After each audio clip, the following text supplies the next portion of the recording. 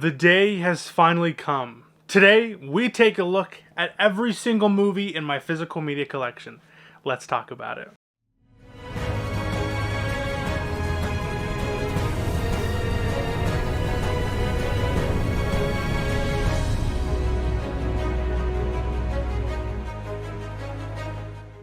What is up, everybody? Hope you all are having a great day so far. Yes, I was supposed to do this in January. It's currently February. I was supposed to do this last year. I actually filmed the entire thing last year. I just didn't like the way it looked. So now, a couple years later, we did it in 2022.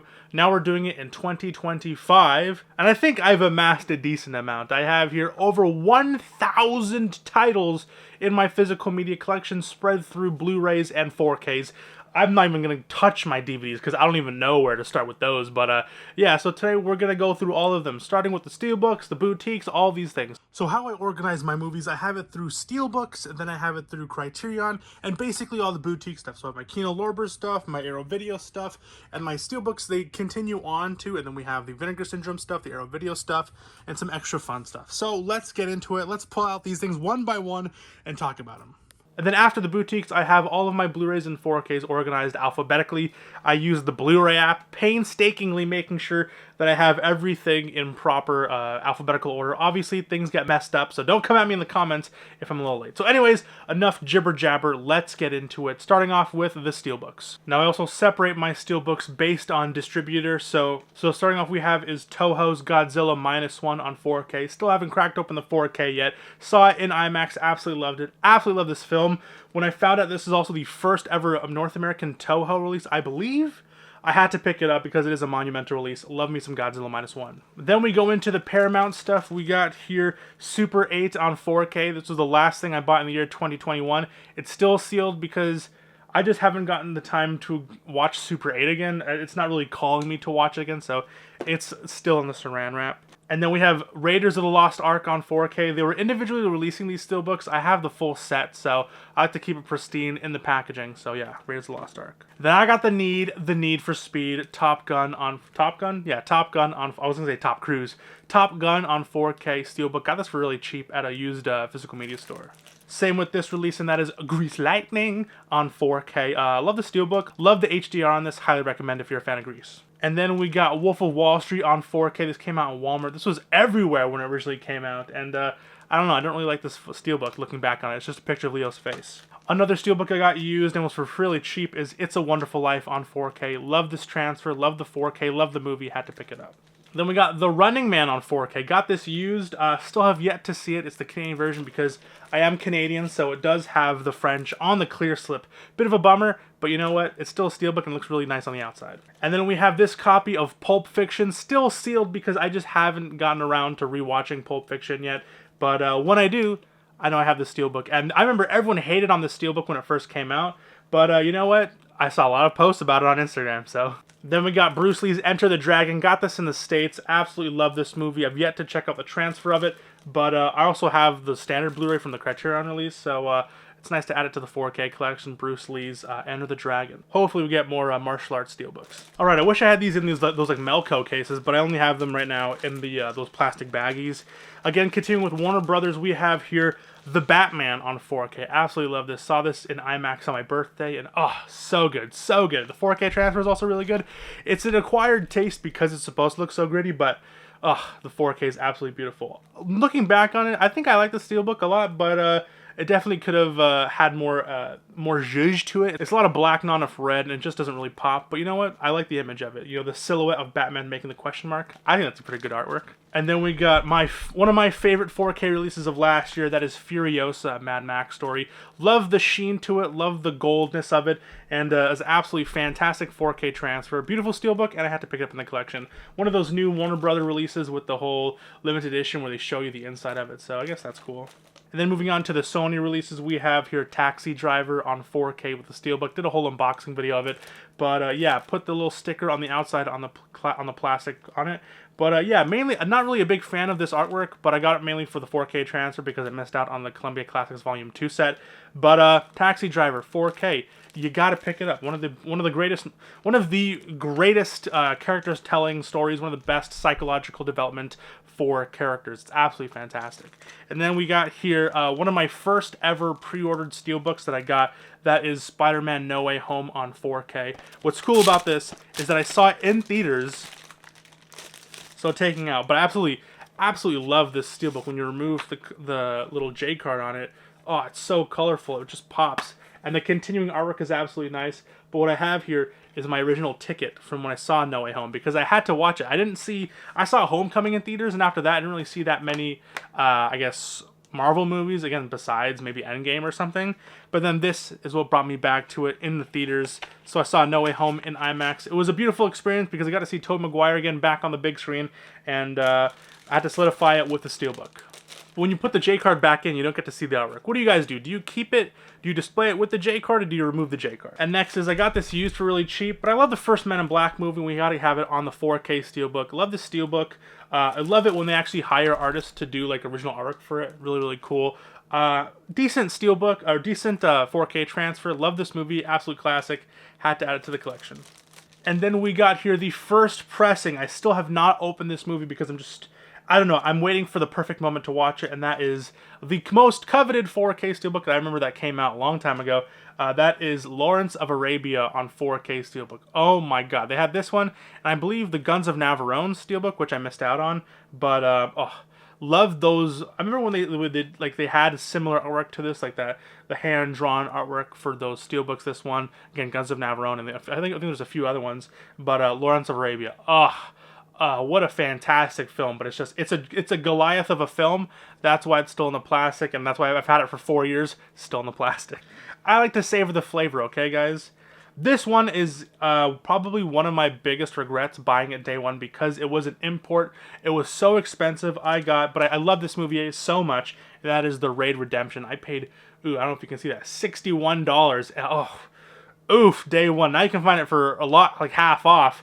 And I still have yet to watch it, so the qualms of being a physical media collector and being like, oh my god, it's a steelbook, you gotta get it now or else you're never gonna find it ever again. But dude, it's an embossed steelbook. Really, really cool. And then we have the classic Universal monster movie, the 90th anniversary of Dracula, one of my favorite 4K transfers of 2021.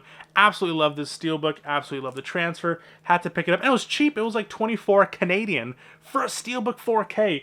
And it comes with the 4K and the Blu-ray and the digital code. Remember when they actually made effort in giving us quality releases? God damn it. Another release we got here, Frankenstein on 4K. Absolutely love Frankenstein.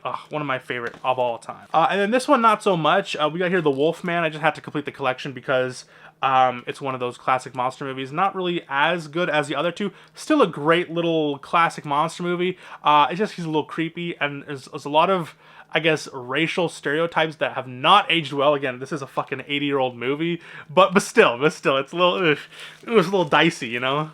And then I went all the way to the United States for this, and that is The Creature from the Black Lagoon. Another really cheesy monster movie, kind of. I don't know, it drags a bit in the beginning, but once it gets good, it gets okay. It's not a thing that I come back to more and more often, but, you know, it's one of those classic monster films that I have to pick up because I have the other ones, and I just have to. Alright, now getting into the Scream Factory stuff, we have here, most of these are still sealed, but starting off with is Army of Darkness. Not the biggest fan of this film, because I do love the original horror aesthetic of the first two movies. This kind of takes it out of it, and it makes it basically a different movie altogether. But it's still a fun movie, still have yet to open it, but dude, this artwork is absolutely fantastic. I couldn't deny it, so I had to pick it up when it came out. I got it for retail too. Then we have here They Live on 4K, a film I absolutely love. I already previously owned it with the slipcover. It has that new Dolby Vision transfer, and I just had to pick it up because it's a little different, and it comes with a nice little steelbook, and it wasn't too expensive, so pick that up. I think it was on my birthday I picked this up. Same with this release, and that is The Fog on 4K. Love the artwork again with these Scream Factory 4K steelbooks. And then we have here Carrie on 4K. You're going to have to open this because that little, I guess, sticky part has, like, leaked grease on it. So, ugh. But again, great steelbook. Love this film. Not the greatest fan of the remake, but they tried at least. And then one of my favorite releases, we got here Pumpkinhead on 4K with the Steelbook. Absolutely love this movie. Just so much charm to it. Very heartwarming, very sad. But yeah, it's more of a kind of like, it feels like a very classic movie. Because especially when it comes to horror films in the 80s and 90s, a lot of it was like kind of cheesy schlock to it. But this has a lot more heart to it. There's a lot more of a kind of meaning behind the horror. So it's really cool. Besides just having a really cool monster design, there's more to it. And so those are the Scream Factories. Let's get into the coveted Lionsgate 4K Steelbooks. Now these are only available in the US, so whenever I used to travel to the US, I'd pick up a whole stack. Starting off with the Expendables movies. We have your Expendables 1, Expendables 2, Expendables 3, and then the very horrible Expendables 4. I don't know why I picked it up. I just thought, you know what? I have all the other Expendables movies. Might as well get this one. And then a few months later, they released the entire pack for a lot cheaper. But these are $15 each US. So I was like, you know what? I'll pick them up. And they were like the last kind of Best Buy releases before they closed down. So it symbolizes something greater. So yeah, boom. Now, I don't believe this comes with the extended cut, because I love the extended cut. But it does come with the introduction and all that kind of thing. So, Making of Expendables, Inferno, Director in Action. Yeah, so no extended cut. But this is a weird release. Like, I'm just shocked how, like, low res this image is. I don't know if you can tell, but it's very low res. So, Then we got here Jigsaw on 4K. Love this Steelbook release. Love these clear slips. Love how you can just take them out. I don't have them in the Belco cases, but yeah. Jigsaw, or the original Saw, shall I say, Saw unrated on 4K Steelbook. Got this for a little bit more than I should have gotten it for, but you know, these don't come in the US, or these don't come to Canada very often, and I really enjoy the artwork behind it. Then we have here Young Guns on 4K. Now, they did have the slipcover release that came out in Canada, but that was imported, and it was really expensive. But to actually get the Steelbook was a lot cheaper, and I had to pick it up. One of the last copies when I got it, but oof, love this release. Then we got Lord of War on 4K. Got this in Seattle when I was visiting family. Love this movie. Then we have The Hurt Locker on 4K. Got this for really cheap on Facebook Marketplace. Then we got here Belly. Don't know really much about this film. I only got it because 4K D-Ray recommended it. So yeah, shout out 4K D-Ray. And then one of my holy grails of Steelbooks, and that is Hacksaw Ridge. Absolutely love this 4K. The artwork is just so beautiful on it. Love this movie. The transfer is fantastic. The Atmos, so good. And then we have The Man Who Fell to Earth. Love this Steelbook. Love the whole aspect of it here. I'll show you how when it goes down,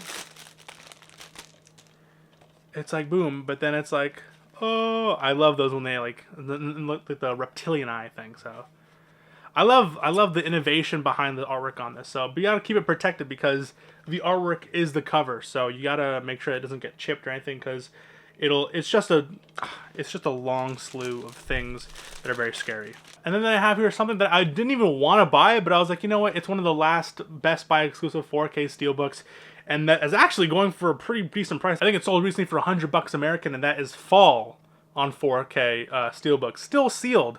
So yeah, very, very cool. I guess I'm glad to have it in the collection. I'll probably never watch it. It is the unrated cut. I don't know what unrated it would be. I guess maybe swearing or something. Someone pops a titty. I don't know. But yeah, Fall on 4K. All right, now we have some more 4Ks. 310 to Yuma. Not the greatest 4K transfer, but a beautiful Steelbook. So I had to add that to the collection. The notorious American Psycho on 4K. Love this Steelbook. This is the original version of it. I got this for $60 on my birthday. Shouldn't have paid that much because there is a ding on it. But you know what? It was for my birthday. I thought this was super rare. They re-released it, and it's fuck. But you know what? But it is the first pressing of it, and or maybe I should go this way. Absolutely beautiful. Love that. And then on the back, it has American Psycho with the American flag. I meant to say American flag on the axe. Very, very cool. Then you got the what's it called? The business card. But it's the same 4K disc as the original Lionsgate slip release. But yeah, a lot of my collection is used. Like a lot of these Steelbooks I just showed you, a lot of them are used. So, you know, you don't need to buy everything day one. We'll just wait a bit and maybe you can find it on the used market. But especially when it comes to these limited editions ones, you never know. And then we have here Apocalypse Now on 4K Steelbook. Love these Lionsgate Steelbooks. Just absolutely love the innovation when it comes to these clear slips, because, oh, so good, dude. It's like different artwork on the front and the back. Oh, just so nice. And then you have these beautiful discs, and then on the inside, now this is just the final cut version, I believe. But then they have the full set with the all the like the theatrical cut and then the producer's cut, whatever it's called. But yeah, oh, absolutely love this. Again, got this at a used store, so, dude. Alright, then we have Cabin in the Woods on 4K. Now, this is the notorious steelbook that actually has a spoiler to the movie so I'm not going to remove the slipcover because I recommend a lot of people watch this. It's absolutely great. Like, when you think of modern horror movies, this is what it does, right? So, highly recommended. So I'm not going to open this to show it because I don't want to ruin the movie for you guys if you haven't seen it. And then we have Punisher Warzone. Very underrated film. Rest in peace, Ray Stevenson. But, love this movie. And love this steelbook, dude. Look at the... I love reds and I love blues, as you can see, and it's just, fantastic, so beautiful. The use of art and, like, colors, and it's so nice, dude, so nice. And then we have Ender's Game on 4K steelbook. I read the book, and I don't really know how this would compare to it. I love the books, so I'm eager to finally take the time and actually watch this. But yeah, Ender's Game, 4K steelbook, Lionsgate. And then another one we have here is Crank on 4K. I'm not the biggest fan of the 4K transfer, but the steelbook does look mighty pretty. Oof, nice. Love the yellow. Love the kind of sheen to it. Very, very nice. And it's continuing artwork. And on the inside, you got more color. So, it's really cool. And then on my last American trip, I picked up First Blood on 4K, the 4K steelbook. I already owned the 4K, but I didn't have the slipcover, so when I found out Lionsgate were doing these really nice slipcovers, these really nice steelbooks with the clear slip on it. Oh, again, love me some red, so... And it's a great transfer, too. Absolutely love this film. One of my favorite films of all time. Glad to see it get the 4K steelbook treatment. Even though there was that big 4K set, I just didn't really care for that set whatsoever because I just didn't really like the artwork on it. But these Lionsgate, these new ones with the clear slips, well, they're not clear. I guess they are kind of clear, but love them so much. And then we have here Last Blood. Again, a film that a lot of people really ratted on, but honestly, I really enjoyed it. It brought back a lot of the heart from the original movie, but continuing that really bloody gore from the previous movie. Last Blood, I would recommend, honestly. And I know there's an extended cut on Amazon, but yeah, that's why I picked it up on 4K. Because honestly, all of the movies I genuinely enjoy besides the second one. The second one's a bit weird, but yeah. If it came out on 4K steelbook, which I believe it was slated to release, I would totally still pick that up. And then we have here, only reason why I got this because Ken from Mid-Level Media recommended it, and that is Hell or High Water on 4K. This was from the re-release that Walmart was started doing when they first had made the acquisition to release those Best Buy exclusives. And yeah, Hell or High Water, oof, absolutely love it. And then we have here Dread on 4K, more red steelbooks that I absolutely love. Again, with the clear slip. Love these Lionsgate steelbooks. I just can't get enough of them. And then we got here Warm Bodies on 4K, the steelbook. I'm not the biggest fan of this film, but you know what? I thought it was fun. I thought it was silly, and it's a Lionsgate steelbook, and I got it for like 20 bucks, so that's pretty cheap. And then we have here Sisu on 4K, the 4K Lionsgate steelbook. Love this steelbook. It did get warped. A lot of the plastic on this gets warped. A lot of, like I'm noticing, specifically with these steelbooks. But this was one of the ones that was not the top slider. It was actually the side, like it comes out from the side, but it's very annoying to get out, and I'm just scared because it's so tight. It like, oof, it'll scrape it along. But you can do it either on the side of the Yahtzee, I guess people were saying, or on the Sisu side. So you can have the thing going this way. I'm not gonna put it because it's, but yeah, boom. So yeah, boom. Very cool. And it also happens to be a great movie, so boom. Then we got here Denis Villeneuve's Sicario. Oh, love this. Love the embossed steelbook, so I had to pick it up. And then another Walmart release I got was Brawl in Cell Block 99. What a violent, insane movie. I was not expecting it to be as just gruesome as it was, but yeah, Brawl on Cell Block 99, so yeah.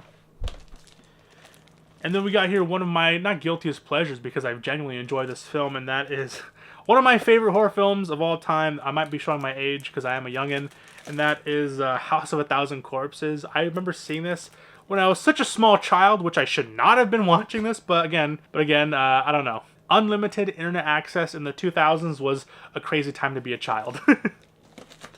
And then we got here one of the Blu-ray Lionsgate Steelbooks. I don't really tend to pay like a lot for Blu-ray Steelbooks, but this is just such a fantastic artwork on it, and I had to pick it up. And that is Street Fighter on Blu-ray, the Lionsgate Steelbook. Sorry about the glare, by the way, but yeah, oh, love this release. Those are the Steelbooks. Let's get into the boutique stuff. Here we have Dragons Forever on 4K. Love this set, love this transfer. Be like, oh, it's still sealed. Yeah, because I rented it first, and then I picked it up. Because I was like, this was not expensive, but I was like, ooh, what if I don't like this movie and I spent $50 on a movie I don't like? And then I checked out the transfer, and then I had to pick it up. So yeah, Dragons Forever 4K. I actually highly recommend it. It's such a fun action movie. The 4K transfer is absolutely fantastic. One of my favorite 4K releases of 2023, I believe. So yeah. And then we got here Police Story 3 Super Cop on 4K. Love these 88 films, Chonkin Arrow style limited edition box sets with the posters, with the what's it called, with the gatefold, and with the little booklet, and the just, oh, hello, knock knock. Oh, love those hard shell cases. But yeah, Police Story 3 on 4K. Now this is actually more of a recent release I picked up, and that is Incendies on 4K. Had the original Blu-ray, but again, Denis Villeneuve. It's in French, and it's just a fantastic film. Absolutely had to pick it up when it got released, and I actually got it for a decent price. And then here we got a VSU. This is spine number 05, and that is Sidekicks. Shout out to Kyle. He was able to snag this for me because it got sold out real quick. And one of my favorite films. I used to watch this as a child with my father all the time. And when I found out it was going on 4K, very excited to get it. But then it hurt my back, and then I wasn't able to pick it up. And they wanted to charge, I think they wanted to charge me $15 to ship it to me. So I was like, fuck. But then once I got better, Kyle was like, hey man, I got an extra if you want. I was like, oh, Lord and Savior, goddamn. But anyways, yeah, Sidekicks on 4K. Love these VSU releases. Just so much attention to detail. And I know people are like, oh, I don't give a shit about packaging, but I do. Okay, because I'm a nerd. And just so much cool shit to it. It's just like, ah, wow. And then you get a great transfer along with it. Mwah, mwah, mwah. People are like, because for some reason, people think that this is a weird thing, but when you think of cooking and food, it's like, you get the obviously fantastic meal, but then you have the presentation and all the stuff around it, the garnishing, that's what adds to it. And then we have here Southern Comfort. Still have yet to check this one out. Picked it up around because I thought I heard good things about it, and it was a decent price. These VSU releases go out of print real quick, and I was like, you know what, I heard good things about it, had to check it out. The Land of Hospitality, Unless You Don't Belong There. It's great bonus features, great transfer, and it comes with a lot of cool stuff. So yeah, Southern Comfort. Oh, and that fresh VSU smell. And then we got here more Vinegar Syndrome stuff. We have here the Texas Chainsaw Massacre 2, very overhated sequel just because it's different. Doesn't mean it's bad, like Evil Dead 2, but doesn't get the nearly the amount of love that Evil Dead 2 does. But yeah, absolutely love this release. Just so much great things. You got the Breakfast Club parody on the front, and then you have here some more original artwork on the back, and then I just have it here. Oh, what a fantastic release. 3-disc set. Absolutely recommended. Texas Chainsaw 2. You got a slipcover that goes into a hard case. Dude. Such fantastic releases. Then we got here the Amityville Horror, the OG, the one that started it all, that started the whole wave of those shitty Amityville movies. Finally, something that took it at least somewhat seriously. We have here the Amityville Horror. I still have yet to watch the remake, but I love this movie, and rest in peace, Margot Kidder. And then we got here Death Wish 2, the first ever Vinegar Syndrome pickup I've ever gotten, just because I love Death Wish, the franchise. Even the later ones I love. Again, just another guilty pleasure, because I used to watch these films all the time with, as a child with my father. I'm like, what? Is there rape scenes?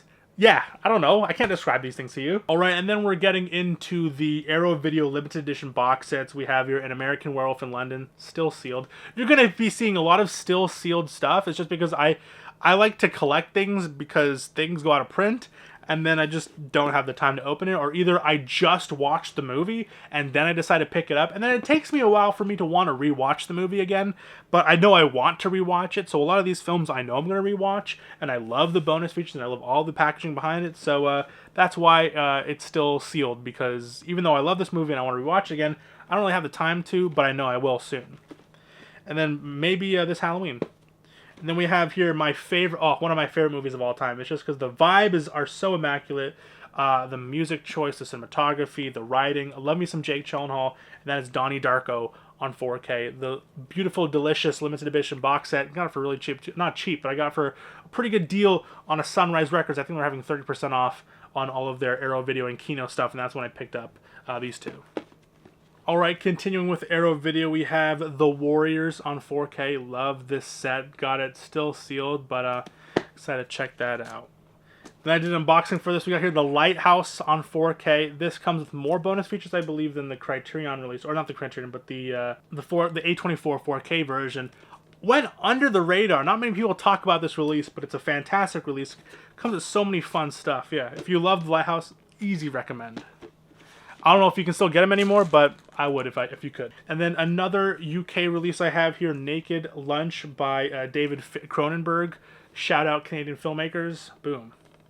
Love this one. This is the alternative version, because even though I do like the original version, I just like to have the alternate versions, because, but only if it's a good artwork. Like I'm not a big fan if it's like a shitty artwork. And then we have here Crimson Peak on 4K. Love this release. I'm just so eager to crack this open one day. I just need to sit down one day and just watch these movies. God damn it. You know, being a full-time student, it takes up so much mental energy that by the time you finish a week, you're like, oh, fuck. You know, it's just a lot of energy. And then we have here Battle Royale. I've heard so many... Battle Royale. Heard so many great things about it. Heard it's the OG Hunger Games. Found it on sale, and it has a really interesting release because it's like a little cartridge, like a little gun thing. And it comes out like that. Very tight Battle Royale. Ooh. Now this was a blind buy because I love me some Max von Sydow, and that is Flash Gordon. I remember I picked up the limited edition box set, but it was the Blu-ray. So I returned it, and then I got this one. But yeah, Flash Gordon on 4K. What I do with these slipcover releases is that I'll cut open the bottom, then I'll take it out. Oh my god, is this loose? Let's fix that. Oh, it's not loose. I just put my Blu-ray copy of it because this only comes with the 4K. So yeah, but alternative artwork, love to see it. And I just have my Blu-ray here, but I also have the 4K on the inside. But yeah, dude, these Arrow releases are just so they're really nice. They're very nice. Then we have another UK release. We have here King of New York. I made a slipcover for this, but I wanted to redesign it. But King of New York on 4K, love it. Then we have here The Sisters Brothers on 4K. Love this release. Again, another film that doesn't really get talked about as much, but absolutely beautiful. Joaquin Phoenix, John C. Reilly, Jake Gyllenhaal, and Riz Ahmed. Love this movie. One of the only serious John C. Reilly films that I can take seriously. This and Hard Target. Not Hard Target. It was called Hard 8. But yeah, I'm very excited for that to get a 4K release too. Then we got here a custom... Then we got here Mary Shelley's Frankenstein with the custom slipcover that I made myself. Absolutely loved it. Ugh. I'm fucking Frankenstein. I'm Robert De Niro Frankenstein. And then we got here The Long Good Friday. Got this with the alternative, what's it called? Arrow Video UK exclusive website release. So yeah. Then we got here Old Boy. Had to make my own custom slipcover. Found some artwork online. Decided to make it. Made a custom backing of it. Made it from scratch. It was a pain in the ass to type all this stuff and to format it, but it looks... it just comes together so nicely. And then another release is RoboCop. Paid way too much for this without the slipcover. And not even without the limited edition. Not even with without the steelbook. But Cinema One was charging a lot for it back then, and had to pick it up because I just didn't know. But it was on sale though, so I mean, I will say, so I did get it for a sale. But yeah, RoboCop. Now this is the original one I made with the logo on it, but I did remake it with the whole tech specs like I did with this one. I just have to print it out again and make it again. All right, now let's get into the Criterion collection. So this is also my entire Criterion collection. We have here Spine number 2, and that is Seven Samurai on Blu-ray. This is before the 4K came out. I would have probably picked that up, but there's a BFI release with the HDR, but you know what? I'm like, it's just so much repurchasing and double dipping, and it's like, I love Seven Samurai. It's just, it's not a movie that I rewatch and rewatch and rewatch, because it's just a lot of emotional attention and a lot of mental, like, it's a big movie, right? It's a big movie, so it drains you. It takes a lot out of you. It is a satisfying watch, but it just takes a lot out of you. But that's why I'm very happy with the standard Blu-ray. Looks fantastic, so, you know, had to pick it up. Then we have your Spine number 34. That is Tarkovsky's Andrei Rublev. I watched this on the, I don't know why I said it like a French accent, but watch this on the channel. Absolutely love it. Another behemoth of a movie. Oh, God, how about 183 minutes? Oh, Tarkovsky's magnum opus. Love, fantastic movie, so had to get it during the sale. The original Insomnia. Love this movie. Spine number 47. Spine number 51, Brazil. I don't know why I'd say it like that. Spine number 52, Yojimbo. Don't have Sanjiro. Was planning on picking it up the other time, and then it got a 4K announcement, and then the BFI released a 4K, so now I just kind of have this random copy of Yojimbo. But love this movie. Spine number 70, Last Temptation of Christ. Haven't opened it yet. Haven't cracked the seal yet. It was a blind buy for me. Martin Scorsese, Willem Dafoe. Well, how can you go wrong? Spine number 90, we have Kwai-Den, another film, another gigantic film, 183 minutes as well, that from Masaki Kobayashi. Have yet to check it out, but I got it for like really cheap, so really excited to check that out. One of my favorite films, very melancholic, very existential, but it just, such a good movie, and it's, you're like, what? It's such a mind-boggling film. That is Spine number 164, Tarkovsky's Solaris. I have the Blu-ray for the remake, so I have to check that out. Then we have your Spine number 175, that is Fear and Loathing in Las Vegas. I liked it. I thought it was okay. It's a trip of a movie. Mainly got it because of, this is what Avenged Sevenfold's Backcountry music video was based on. And then we have here Spine number 176. We have here Ernest Hemingway's The Killers. Now this comes with Don Siegel's version and Robert Siodmak's version. Love both directors, but both of the integrations or both of the adaptations are okay. They're okay, but yeah, I might actually sell this because I mean they're okay movies, but it's like not really that rewatchable. But The Killers on Criterion, I enjoyed them. You gotta drink carrot juice. It's good for the eyes. Alright, next we have here Spine number 221. We have Ikiru. What a lovely film. What an amazing film. You can tell a lot of passion behind it. Again, another film, 143 minutes, and it just emotionally drains you. Cry multiple times. But it's just such a warm, heartwarming, depressing, existential, finding the meaning. The Japanese blue strawberries? Strawberries. Red strawberries? Fuck. You know what I'm talking about. Then we have here a Spine number 220. We have Robert Altman's Three Women. I haven't seen it yet, but Sissy Spacek. You got here Shelley Duvall in a Robert Altman film. Really excited to check this out and heard great things about it.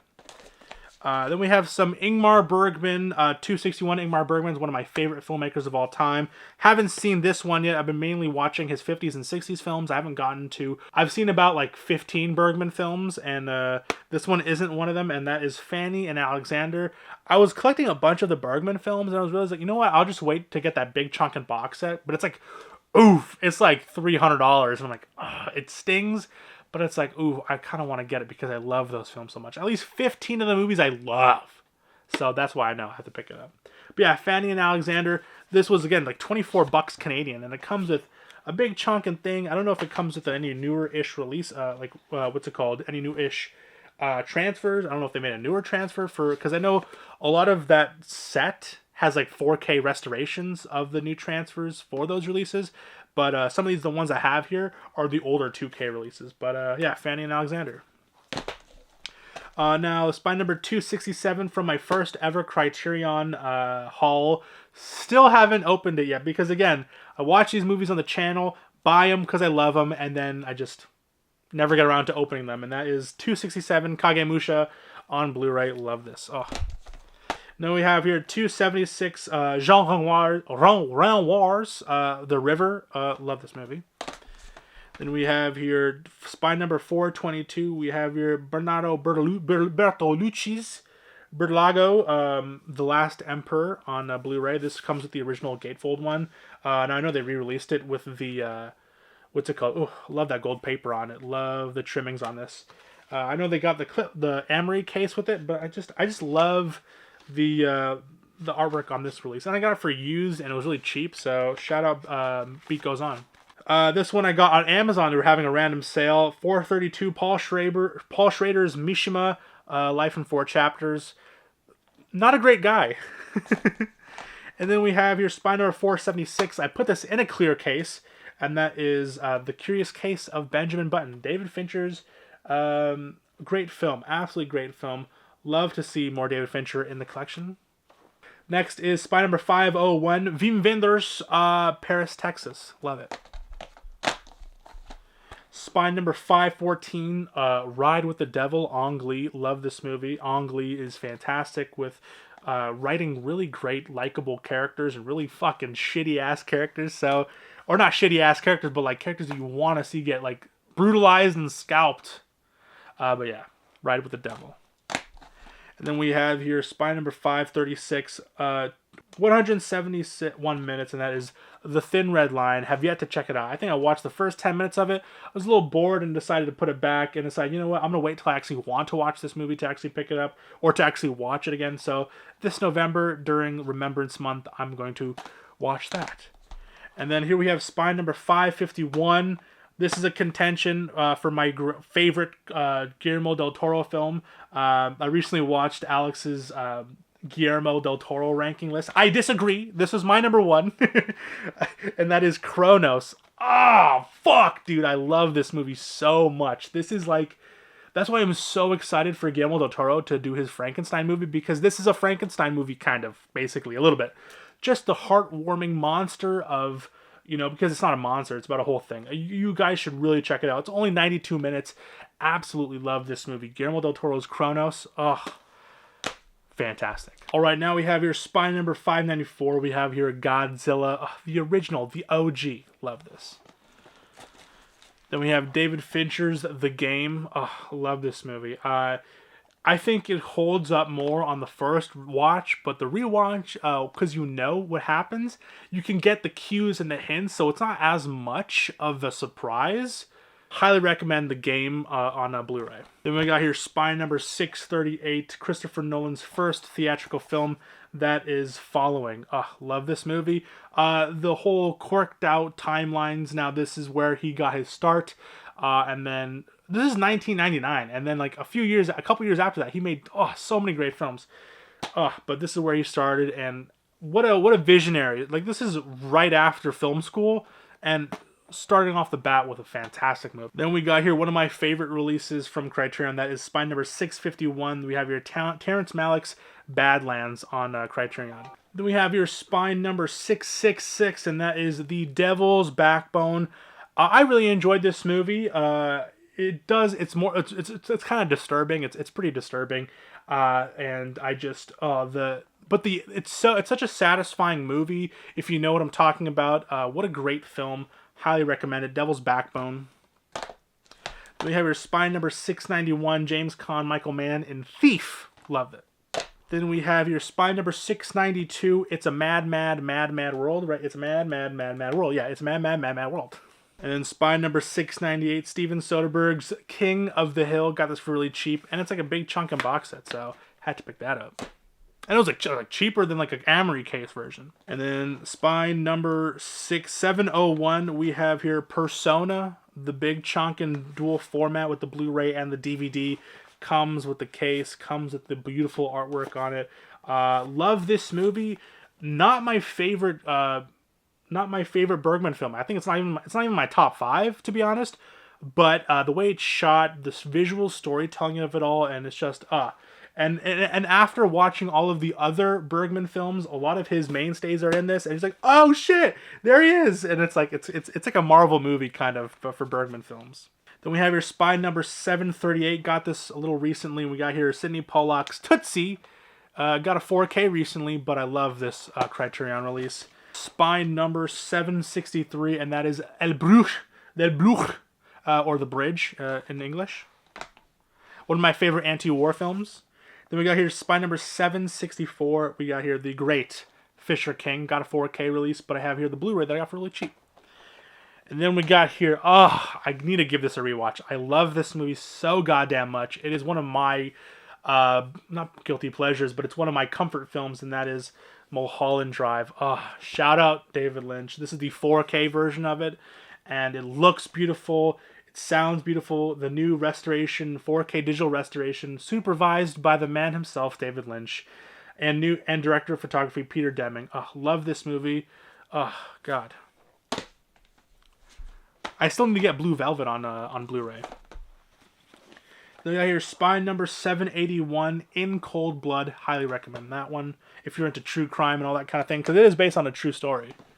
And then we have your Spy Number 793, The American Friend, another Wim Wenders film. Went under the radar, but as Bruno Gans, you hear Dennis Hopper, great. Then Spy Number 794, we have here Inside Llewyn Davis, the Coen Brothers film. Haven't seen this one yet, but heard great things about it. Had to do a card switch. And then we have your Spy Number 826. We have your The New World, another Terrence Malick flick. Still haven't opened it yet. And then we have your Spy Number 834, another Coen Brothers film that is Blood Simple. Fantastic film. And then continuing with Spy Number 838, we have your Pan's Labyrinth on Blu-ray. You can't go wrong with Guillermo del Toro. And then we have your Spy Number 844, Fellini's Roma on Blu-ray. And then 897, easily one of my favorite in the collection, we have your Barry Lyndon on Blu-ray. Who knew incest could be so romantic? Spy Number 925, we have here Midnight Cowboy. Hey, I'm fucking walking here. Spy Number 971 and 972, we have your Police Story 1 and 2. Love these films. Love the bonus features on this. If you're into Hong Kong cinema, this is where you should start, but I highly recommend you watch the original, I think Cantonese transfer or audio track, because the Americans or whoever voice it, or the British people who voice it, they could give two fucking shits about the movie, and they really ruin the movie from their lackluster performances, but the Cantonese version, highly recommend it. Just the humor kind of pulls it off a lot better than in English. And then we have here another one of my favorite releases from Criterion, that is Ghost Dog, The Way of the Samurai. Less samurai, but done better. And then we have here Spy Number 1023, The Cremator. Such a disturbing film for 1969. Just the imagery alone, it just creeps you the fuck out. Alright, then we have Spy Number 1035. This is such an unrewatchable movie that I can't recommend it, but it's one of those movies where everyone has to watch it at least once, because we can't repeat the mistakes of our grandfathers, and that is Spy Number 1035, Come and See. What an amazing, heart-wrenching film, that whole scene, that last, I'm not gonna get to it because it's a lot of spoilers, but dude, what heartbreaking, dude. This is a kid, bro. This is supposed to be a kid. Look how aged he becomes. War. Now we have Spy Number 136, and that is the Bruce Lee, his greatest hits. You can find this for a great deal, and the transfers are absolutely great too. So if you want to get the 4Ks, might as well, but the bonus features that come in this, the transfers are fantastic, the audio is great, and it comes with all the movies for a good pricing. It was like less than $100 American, and then those UK releases are like $40 each, and this comes with like 1, 2, 3, 4, 5 movies. So yeah. Then we have here Spy Number 1073, and that is Memoirs of Murder from Bong Joon-ho. Love this movie. If you're into the kind of David Finchery style, the kind of like noir-y kind of true crime, boom. This will be up your alley. One of my favorite films of all time is Andrei Tarkovsky's Mirror, and I'm so happy that I got it with the nice chonkin set, because I'm glad it got the just desserts it deserves. Love me some Tarkovsky. He knows how to do existentialism through filmmaking, through visual storytelling, and so good, dude, so good. Now, this is an easy recommend for anyone who's even trying to get into the Criterion Collection, who doesn't really care about boutique, not boutique, but like, who's like, I don't really want to watch a long movie. Like, the kind of consensus of Criterion is like, it's going to be a long movie, it's going to be a drab movie, it's going to be like one of those artsy-fartsy films. Not this movie. It's still a fantastically artistically created film. It's just more accessible to the modern audience, and that is Spy number 1086, and that is Deep Cover. Ooh, love this film. Another movie I can't really watch that many often because I have general anxiety disorder, and it's just, this is a heart-pumping film, and that is Spy number 1101, and that is Uncut Gems. Ooh. I mean, why the fuck would you show me something if I can't have it? Sorry for all the swearing. It's just, I've noticed that if I don't swear, YouTube age gates my videos and says it's for kids. It's not for kids. It's for fucking adults, okay? So sorry about the F-bombs. I'm Canadian, by the way, so we just swear a lot in general. But yeah, anyways, Spy number 1112, we have your Miller's Crossing on Blu-ray. Have a heart. What heart? Spy number 1134, we have here Martin Scorsese's 4K release of Raging Bull. Love this movie. Have yet to pop it in the tray, but when I do, your boy's gonna be hard. Oh, all right, and those were the Criterions. Let's get into my bread and butter, the Kino Lorber Studio Classic Collection. Love these releases. I always buy them when they're on sale, and you'll see, because I got a lot of them. Starting off with is Barton Fink, another Coen Brothers film. Love this movie. John Turturro, John Goodman. Two Johns. And they're both great. Then we got here an epic film. We got here Caravans. Anthony Quinn. Great stuff. The Crew. Love this movie. But I got it for like $5 at the local used market. So a Kino Lorber for $5. Count me in. Then we got here Detective Story. Mainly got this on a blind buy because Kirk Douglas and Eleanor Parker love them. And both together. And it's a detective movie. And I love just people sitting down and discussing cases. When you are a good writer and you can write, like, that's why one of my favorite movies is 12 Angry Men, because there's no tricks, there's no camera tricks to rely on for a good movie, and it's just people just sitting around with the intense writing. Love this movie. Love movies like that, and I hope Detective Story is like that, but I'm not too sure. Then we have your more Anthony Quinn, The Dawn is Dead. Then I don't have the Guns of Navarone, but I have the sequel, which is Force 10 from Navarone. Don't really know much about it, but it does have Robert Shaw and Harrison Ford, and that sounds insane. And then we have another Robert Altman film in the collection. We got here The Gingerbread Man. Don't know much about this film, but has a stacked cast, and it's a Robert Altman film. Then we have here Hidden Agenda. Got it on sale. Mainly got it for Francis McDormand. Brad Dourif, Brian Cox. Love it. Then we have Lee Marvin in The Iceman Cometh. It's the long goodbye. Love this movie. And it happens every day. Anyways, we got here Mephisto, even Sabu. Heard great things about it, and I watched it's Istvan Sabu's last film. I believe it's called Traitor or something like that. Then we got here Miracle Mile, another movie that was recommended when I watched one of those movie collection battles. It was on sale. I heard it's great, so decided to check it out. Then we have here Mississippi Burning. Love this film. I just really enjoy the film, but Mississippi Burning, I don't enjoy it, but it's like a good movie. Next we have here the Oblong Box. Got this for really cheap at a used physical media store, so I had to pick it up. Kino Lorbers, when you can find them for real cheap, I'll always snag them. Then we got here Old Stone, a Johnny Ma film. I've seen a few other Johnny Ma films and I really enjoyed them. So Old Stone, heard good things about it, decided to pick it up. It was on sale for like, I think, $10. Then we have here Tommy Lee Jones in The Park Is Mine. Another blind buy I got, mainly because of the starring actor. But love me some young Tommy Lee Jones. Then we have here The Reincarnation of Peter Proud. Mainly got it because it said Margot Kidder in it. And I like to blind buy things when I see names I recognize. I don't know, especially if you can get it for cheap. That's usually it used to be my blind buying kind of ethics. Is that, hey, if there's an actor I like in it, I'll pick it up, especially if it's for a good price. Then we have here Seven Beauties. A lot of these movies were highly rated on Letterboxd, so I don't usually just blind buy shitty movies. I'll look at the reviews and see if they're good or not, and this one had a pretty decent rating. Same with Unknown Soldier. Didn't really know much about it, but I love when it shows the other side of different wars, not only the main wars from the perspectives that we know. I believe this is the Kosovo War, the Finnish continuation war. The film follows the story of Raqqa, blah, blah, blah. Their brothers in arms, show friendship, humor, all those kind of things. I love it when I see camaraderie, especially when people who are faced with very, very dire situations. And then we have here The War at Home. Don't really know much about it, but I got it on sale. White Zombie. Oh, love it. Then we have Thirst. Oh, I was surprised that this had a release from the Kino Lorber collection. Hopefully we get a 4K, maybe even a 4K box set of the Vengeance trilogy. And then we have Scream and Scream Again, stacked cast. And then we have these slipcover Blu-rays here. We got here the 2-pack of the Abominable Dr. Phoebes and the Dr. Phoebes Rises Again with the slipcover, so that's cool. Then we got here Milos Forman's Man on the Moon, the Andrew Kaufman biopic. Haven't seen it yet, but heard great things about it.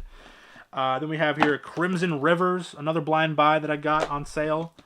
And then again, more Death Wish. We have your Death Wish 4 on Blu-ray. And then we have Death Wish 5. No Death Wish 3 because that was like I think a Scorpion release or something like that. But hopefully that gets re-released because I can't find it anywhere, especially with the slipcover. Then we have here Lee Van Cleef in Death Rides a Horse. Love these like random Western films that got released through Kino Lorber because they look great, and I love me some slipcovers. Then we have here, I had the DVD for this from the longest time, stacked cast, and that is The Long Riders. And then this was supposed to get a 4K release, but then they just settled for a Blu-ray release, which I'm fine with because a lot of the Blu-rays still stand up because they still get that 4K transfer. And especially because Kino doesn't really do HDR, so that's why I'm totally fine with Blu-rays, especially because they are cheaper, like significantly cheaper. That is A Fistful of Dynamite or Duck You Sucker. Love me some Sergio Leone's. Rod Steiger, James Coburn, $19. Hell yeah, dude. Goodbye. Dude, I just realized this is gonna be a massive video to import to my laptop. Hopefully I have enough storage. Alright, we got through the Kino Blu-rays. Now let's get to the Kino 4Ks. Now I organized my Kinos from release date. So starting off with is the first ever Kino Lorber that got me into Kino Lorber. Shout out Alex over at Cinema Inspired because he sold me his copy with the slipcover. And that is Hannibal on 4K. Not the greatest film, but hey, it got a 4K.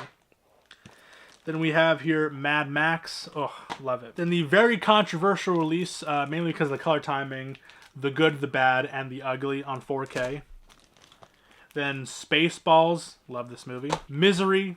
The Silence of the Lambs. Another thing that got a 4K release from Arrow Video that I think is better. It does have that new fix of the timing, color timing in the beginning, but honestly, it's whatever. Then we have here The Invasion of the Body Snatchers, another re-release that Arrow Video did with HDR. This doesn't have HDR, I don't believe. But it was still a great release, and it looks fantastic, too.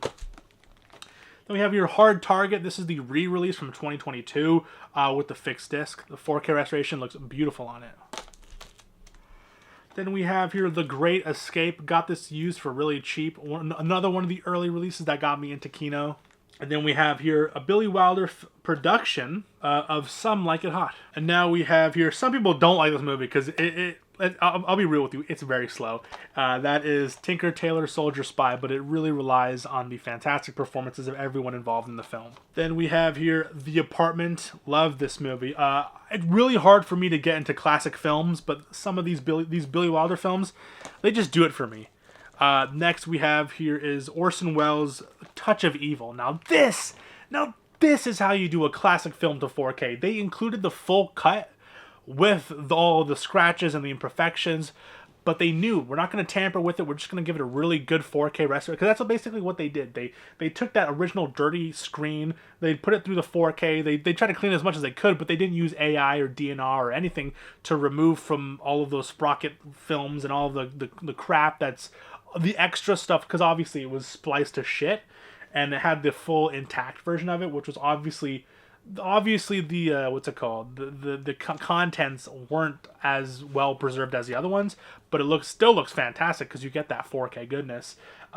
Brown face done right, I guess. Then we have here some more David Cronenberg, Eastern Promises, one of the more approachable David Cronenberg films. Same with The Fly, because it's less psychedelically fucked up and it's a more accessible film to get into. Then we have here In the Heat of the Night. Now, this is an easy recommendation over the Criterion Blu-ray. I know a lot of people were like, oh, did you get the Criterion Blu-ray? But the 4K here, fantastic. And the special features, too, here. It's rare to see Kino put that many special features into it, but it is featured here in this one. So it's a really good release. Now we have here the out-of-print slipcover version of A Fistful of Dollars. A lot of these don't come with slipcovers anymore. A lot of these I bought day one, especially from starting here. Because A Fistful of Dollars is one of my favorite films of all time. Absolutely love it. Dude, the Riz. Clint Eastwood has so much Riz. It's like all he has to do is go squint and spit, like he's spitting and smoking. I'm pretty sure the death of millions of Americans have been caused by Clint Eastwood because he's made smoking look so cool. Like, easily.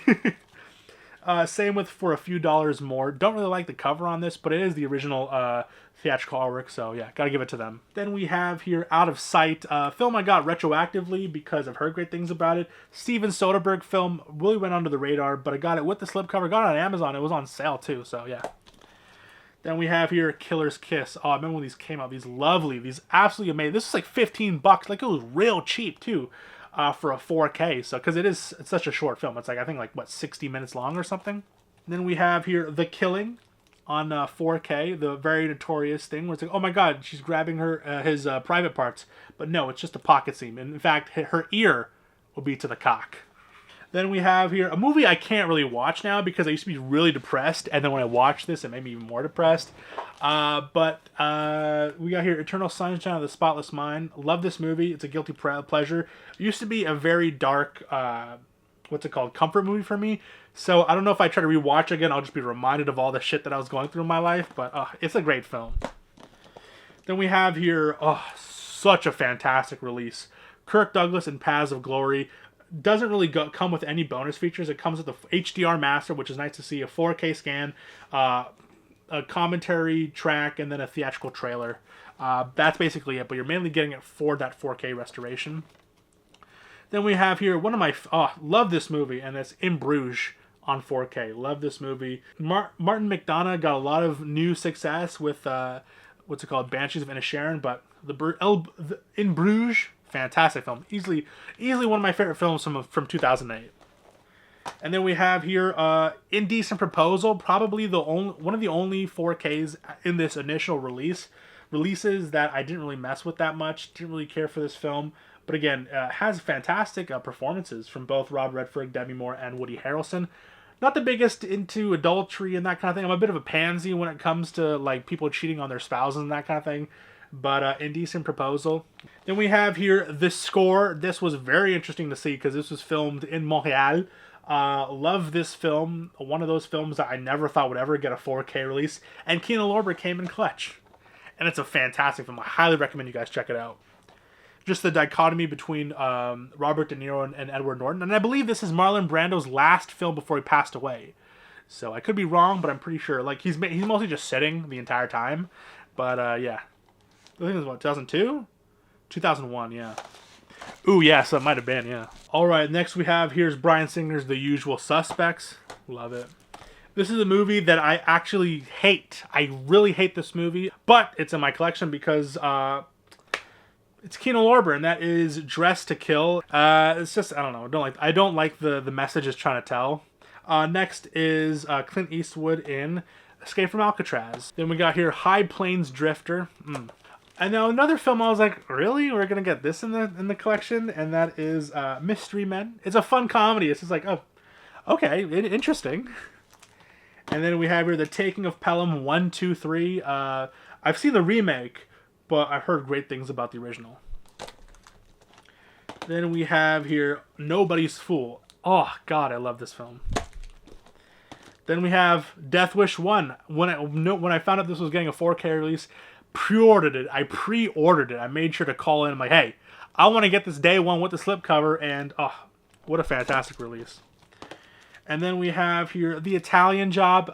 It's a hard sell. It's very British. It's a very British movie, but I personally enjoy it. And then we have Rawhead Rex. I don't like this movie whatsoever, but again, Kino Lorber, whatever. I was a slave to the Kino, but a movie I do absolutely love, and that is Marathon Man. Oh, Dustin Hoffman at his peak, at his finest. And then again, one of my favorite movies of all time, a Sidney Lumet film, 12 Angry Men. I actually have 2 copies of this film because I bought it once, and then it was on sale, and then I thought I didn't buy it, and then I have 2 copies, but yeah. Next is Serpico. Don't like the artwork on that. And then we have here The Longest Yard on 4K. I still haven't seen this movie yet, but I've heard great things about it. And then we have here Night of the Hunter. I haven't given it a rewatch ever since I tried watching it the first time. Didn't like it that much, but you know what? I feel like I have to give it more of an open mind. But when it was released on Kino, I picked it up day one because it's a Kino again. Because I own the original 100 releases, every single Kino 4K that was released. So Kino Lorber as a company, 4K, 4K, 4K, and I have all the original 100. And then we have here The Manchurian Candidate on 4K.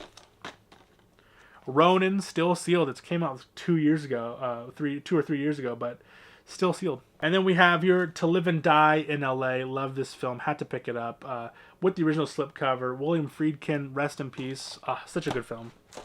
All right, some more Kinos. We got here Needful Things on 4K. Max von Sydow. Great, great, great. Then we have here 3 Days of the Condor. I mainly got it because I've never seen a young Cliff Robertson film, so I had to pick it up. It also stars Max von Sydow and Robert Redford. Very excited to check this out. I might actually pop this in tonight, but yeah. Then we have here Staying Alive on 4K. Yeah, what a film. I guess what a film. Then we have here more Clint Eastwood 4Ks. We got Clint Eastwood, Jeff Bridges. How can you go wrong? Then we have here Burt Lancaster and John Frankenheimer's The Train. Then we have here Cujo, Evil Doggo, Bad Boy. And then we have here Red Dragon on 4K. We finally have all of the, what's it called? Silence of the Lambs, the Hannibal Lecter trilogy. Then we have Stalag 17. The very elusive Monster Squad, still with slip and still sealed. I think this was super expensive too. I think it was like $50 because it was a US exclusive. It didn't ship to Canada, and I just can't do that. Well, why? And then we have here Goshika's Face Off. And then we have here Suspect Zero, Ben Kingsley, Aaron Eckhart, Carrie-Anne Moss. Who's next? Alright, y'all, we're making our way downtown. Then we have your Clive Barker's Underworld. Still haven't seen this. One of those cheesy horror films that I've yet to get into.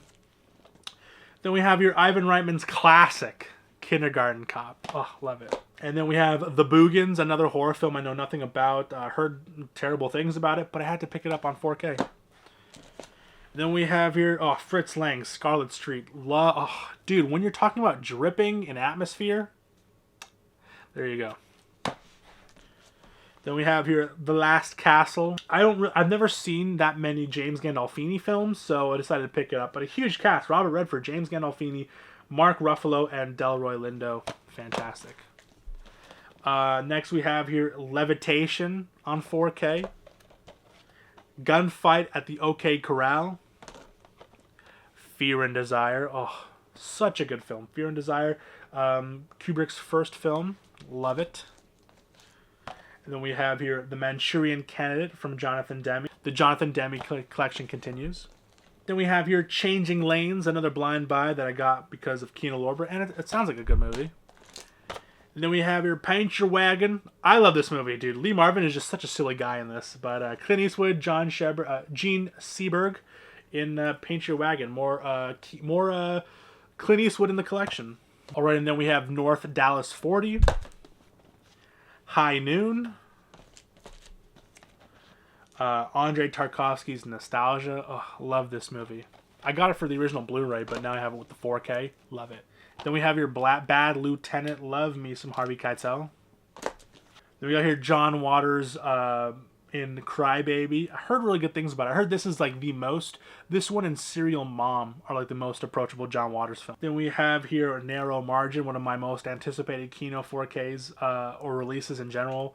Love this movie. Love just crime style movies, and you know, Gene Hackman's fantastic in this.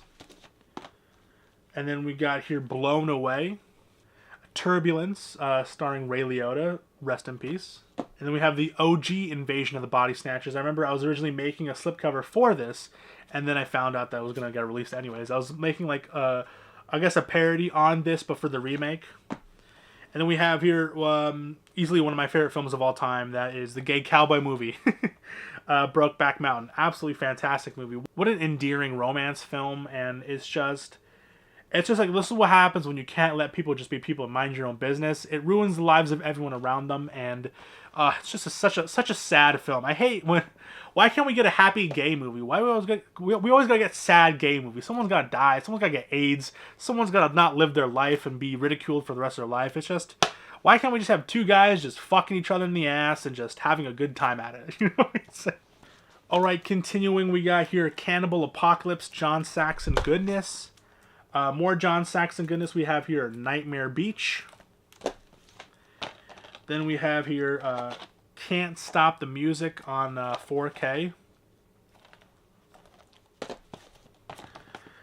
Peril and Distress. I imported this from America because it could only ship, because it didn't ship in Canada. So yeah, Peril and Distress. This is their, I guess, 2-pack 4K of 2 movies. So one of them is And Soon the Darkness and Sudden Terror, 2 terrifying thrillers. So yeah. Then we got here No Way Out on 4K. Last Year at the Marienbad. Then we got here Alphaville, a Jean-Luc Godard film. Not really too into these French noir films because they're just really self-masturbatory. I haven't seen this one yet though, so I'm really excited to check that one out. Like Les Samurai, very self-masturbatory. Then we have here Bob Le Flambeur on 4K. You'll peep the pronunciations, Doug.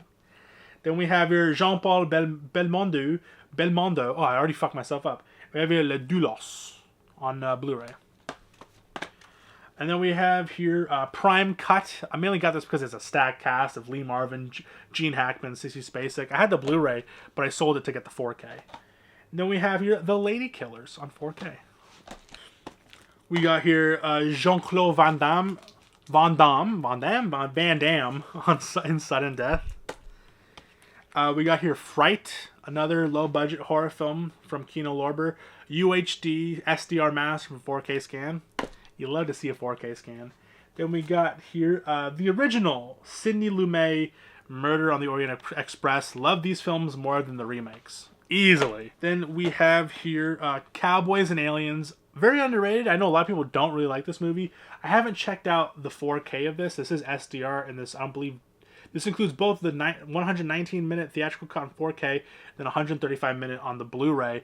I saw the extended cut. It didn't really feel bloated, so I'm excited. I'm intrigued to see what the 4K looks like with that original cut. So I wonder what they took out. Then we have Zoltan, Hound of Dracula. I haven't opened it yet, but maybe one day. It looks so ridiculous. Then we have a Frank Oz film, In and Out, on 4K. Then Cabinet of Dr. Caligari, one of the films that influenced the way we watch film and cinema today. Easily one of the most influential films of all time. Then we have here The Brick. Not the store, but Brick. And then we have here Rules of Engagement from William Friedkin. Baby Blood on 4K. Gregory Peck and Sophia Loren in Arabesque.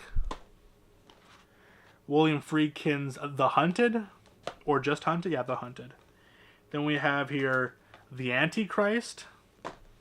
And then we have Link on 4K. The evil chimpanzee movie that just looks so fucking ridiculous. Like, he's wearing a blazer. Not a blazer, but he's wearing a dress shirt. And dress pants. But it does star Elizabeth Shue. And she was in Karate Kid, so that's cool. Alright, now we are getting into the Scream / Shout Factory section. We got here spine number 16, Streets of Fire. This is with a custom slipcover that I made myself. Then we have here The Deer Hunter. Love this movie. Highly recommend it. Have it with the slipcover. Very excited to have that. Then we have here The Magnificent Seven, spine number 144 from the Shout Select brand. Then we have here spine number 145, and that is the Jackie Chan Collection Volume 2. But this one has the fantastic, like, Winners and Sinners, Wheels on Meals, The Protector, Twinkle Twinkle Lucky Stars, Army of God 2, Operation Condor, Crime Story, City Hunter. Just a lot of great films in that pack. And then we have your spine number 147, Natural Born Killers, Oliver Stone. Goodness, we're repeating ourselves when it comes to the media and how we sensationalize violence and how we become numb to it, to the point where we don't even realize that, hey, if we had 5 minutes alone with these killers, they would kill us. So we should probably stop glamorizing and romanticizing their stories. Now, another film that I got from my dear friend Kyle, and that is spine number 148, Shout Selects Fargo on 4K. Love this movie. I still haven't seen the TV series based on it, but I should check it out. Then we have spine number 151. We have your Point Break on 4K with the original slipcover. Then we have here the very weirdly chonkin set that's very light. That is spine number 153, and that is JFK. Back and to the left. But like, yeah, 3 disc. It's very light. I don't know why. Like, is there no booklets or anything like that? But anyways, we got here, like, this is a heavier set, and that is My Bloody Valentine, made in Canada, by the way. It's a Canadian horror film. Woot woot. Then we have here the original Child's Play trilogy. Not really a big fan of the newer ones, but well, I had to pick them up. It took me a very long time to accumulate. Like I got this one day one, and then like 2 years later I got this one, and then another year later I got the second movie on 4K. Got this at Toys R Us / HMV. So I'm very excited to finally have the OG 80s collection in the collection. And then we have here that I might rewatch because it is Black History Month, and that is Candyman on 4K, talking about the disenfranchised youth, disenfranchised black community, the whole thing of like it's like, oh wow, the ghetto, isn't that such a surprising thing? It's a lot of really good social commentary hidden within just a really good slasher film. So yeah, some of the grotesque stuff like the bee scene. Oh. Fuck, dude. Next we have here is Darkman on 4K. Take the fucking elephant! Take the fucking elephant! And then such a good film. Sam Raimi. Darkman on 4K. Didn't like the Steelbook. It was a bit too minimalist for me, but that slipcover version is really good. Then we have here Escape from New York on 4K. Had to pick this up. A Deborah Hill production. John Carpenter's Escape from New York. Oof. Then we have here the most overhated movie. One of, like, people hated this movie when it came out, but I feel like it brought back the original, like, kind of vibe of the original Evil Dead, and that is the 2013 Fede Alvarez Evil Dead remake on 4K. Alright, and then we have here the Scream Factory 4K releases of the original Halloween films. We have here Halloween 1 with the beautiful hardshell case with also original theatrical artwork, so that's really cool. I love that the fact that they added that into the option, because reversible artwork is it's such a little touch, but it means just so much for us collectors, especially as package collectors. Same with Evil Dead. Same with Halloween 2. You open it up and it has the original iconic skull and the pumpkin. And these are also fantastic transfers, by the way. We got here Halloween 3, Season of the Witch. Absolutely love this film. Ugh, so good. Halloween 4, underrated gem for me personally. I love this movie. I always go back to it. Just 11-year-old Danielle Harris is just so good in this, and it's like, oh sweetheart, you got this. You can get out of this. And like when she gets bullied and stuff, it's what a heartbreaking. But like she did such a good job, especially as a child actor. And yeah, boom, got the original theatrical artwork on that too. Yeah, Halloween 5. Sure, okay, the Revenge of Michael Myers not as bad as some of these ones coming up, but it's still a big descent from the 4th movie and a big descent from the original. So yeah, Halloween 5. And then we have I hated this minute. We got here the Halloween the 4K collection, 1995 to 2002. People very much requested H2O only release. We got it eventually through that Steelbook. But at the time, this was the only way to get it, and it's just because obviously, who the fuck? I mean, if you enjoy those films, you know, God be with you, but God bless. But like, ugh. But then you got here Halloween 6 on 4K, The Curse of Michael Myers. Here we got the theatrical artwork on this. For some reason, they just could not, figure out how to do the mask properly. And every movie, the mask gets shittier and shittier and shittier. I don't know why. It's a very simple mask that was made on a very shoestring budget. Now they have millions of dollars. They can't replicate the mask. It's very weird. Then we have here Halloween 7, H2O, Halloween 20 years later. Hate that. that's the entire name. H2O, Halloween 20 years later. It's the collector's edition, and again with the theatrical artwork on it. And then lastly, we have. Honestly, I'd rather watch the Rob Zombie movies, even these new movies, over this movie. That is Halloween Resurrection. Oh God. They tried to capitalize on the modern horror trends, and it just did not work in the slightest. Happy Halloween, sucker! And then you're left with this like really flimsy like box. It was like over $100. It was insane. All right, and then we have here hot take. I really didn't enjoy this movie. I think it was a fun for a one-watch movie, but honestly, like, it was okay. And that is Prince of Darkness. When you think of John Carpenter coming back with Donald Pleasance, I expected a certain level, and I don't know. I just didn't really vibe with this film.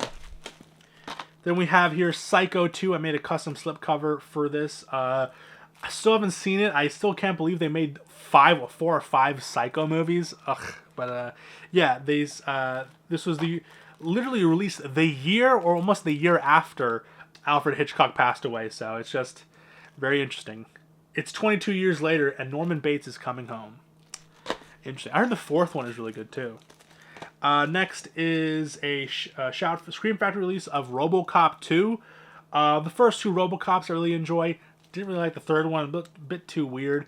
Kind of on the same vein of Mad Max. Love the first one, love the second one, and then the 3rd one. Ugh.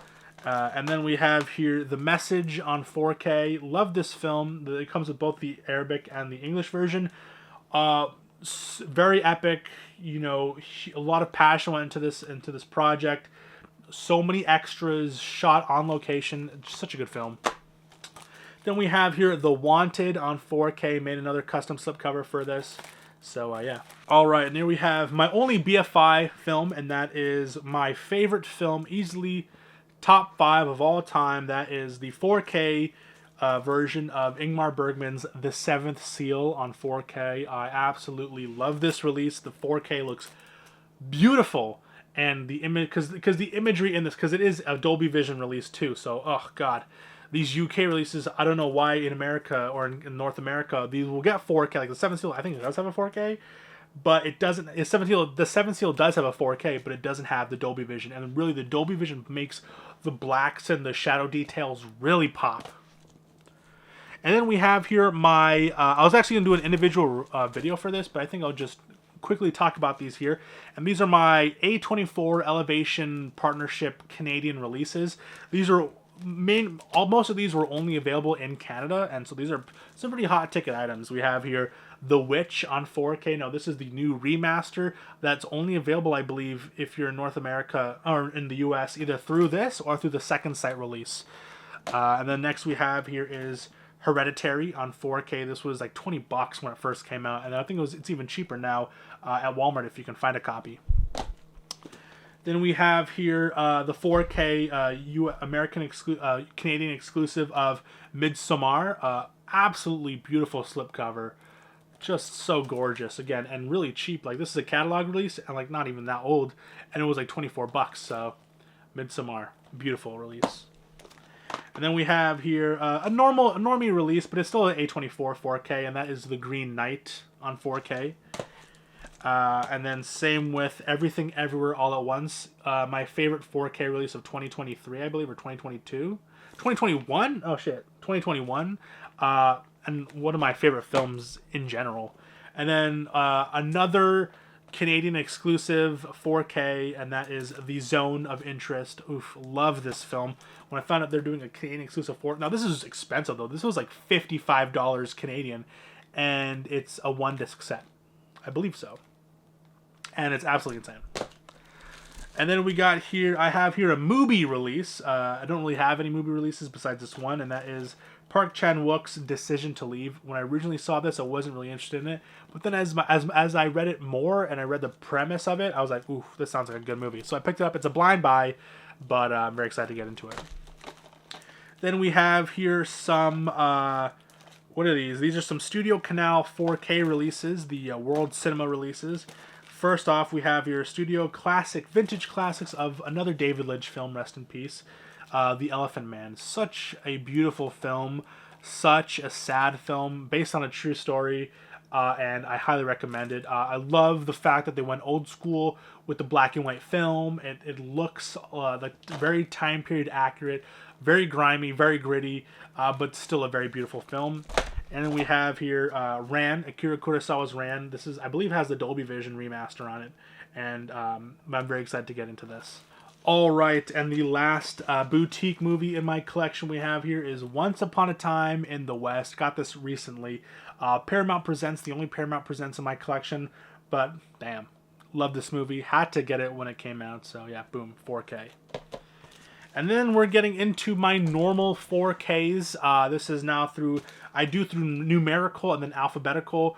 Some of the series I've brought together, like my Planet of the Apes movies are together. I'll show you guys when we get into it. But starting off with, we have your 2 Guns. So 2 Guns on 4K. Got this at on Black Friday for like $7 or something. Now I've ranked these as 007. So we got here 007 Casino Royale, 007 Quantum of Solace, 007 Skyfall, still sealed. I got this, I believe, during Black Friday. Still have yet to watch it. Well, I mean, I've watched these films, but not the 4Ks. And then one of my favorite 4Ks of all time, we have your 007 No Time to Die, filmed on 65mm film. It is cropped, but you still get that beautiful image of the 4K scan from that 65mm film. Then we have here 1917 on 4K. Love this transfer. Love this movie. I kind of want to give it a rewatch because, you know, for the November months. Then we have here 2001 A Space Odyssey on 4K. Made it with the custom slip with the theatrical artwork on it. But basically kept everything the exact same. So, yeah. Love this movie. Slow burn. It's not for the faint of heart. You really have to pay attention to this film to really enjoy it. Because else you're like, this is fucking boring, but it's not. You have to really give it the time and effort. This isn't a movie you should watch at night. This should be a movie that you watch maybe after lunch or after breakfast on the weekends. Highly recommend this film, though. Magnum opus, one of the greatest films of all time, 2001: A Space Odyssey. Then we have The Abyss or L'Abyss on 4K. The notorious James Cameron DNR. AI 4K transfer. This one isn't as bad. It's still noticeable, but it holds up. It still looks okay. And then we have here, I got this so long ago, and that is Ad Astra on 4K. I personally did enjoy this film. The 4K looks really good. Stacked cast and everything, so yeah. Alright, next we have Air Force One, Get Off My Plane, with the 4K slipcover, custom, from your boy. Same with this next one. You have Akira on 4K with the custom slip. Love this movie. I wish I waited for that Dolby Vision version. But this still is also a great looking 4K. Then we have here Arabian Nights, Aladdin, 4K. One of my comfort films as a child. Very excited to check out the 4K. Still haven't seen it, but I got for real cheap with the slipcover. Can't miss out on that. And then we have here Alien. Oh, such a great film. Got it with the original slipcover. Very excited. Very happy to add this to the collection. I still haven't checked out the 4K transfer. I got this 4 years ago, and it's still in the saran wrap. Ugh, horrible. Then we have here Aliens on 4K. If you gotta get Alien, you gotta get Aliens. Next is Alita Battle Angel. Now, this was the defective Canadian disc from the original one. it just doesn't, my player and a lot of other players don't read these as 4Ks. They're more read as like 3D Blu-rays for some reason. The bitrate is off, and for some reason, I don't know why. But I have to check it out again because, and it doesn't really look that great on 4K, at least for this one, but I could be very mistaken, and I probably have a defective disc.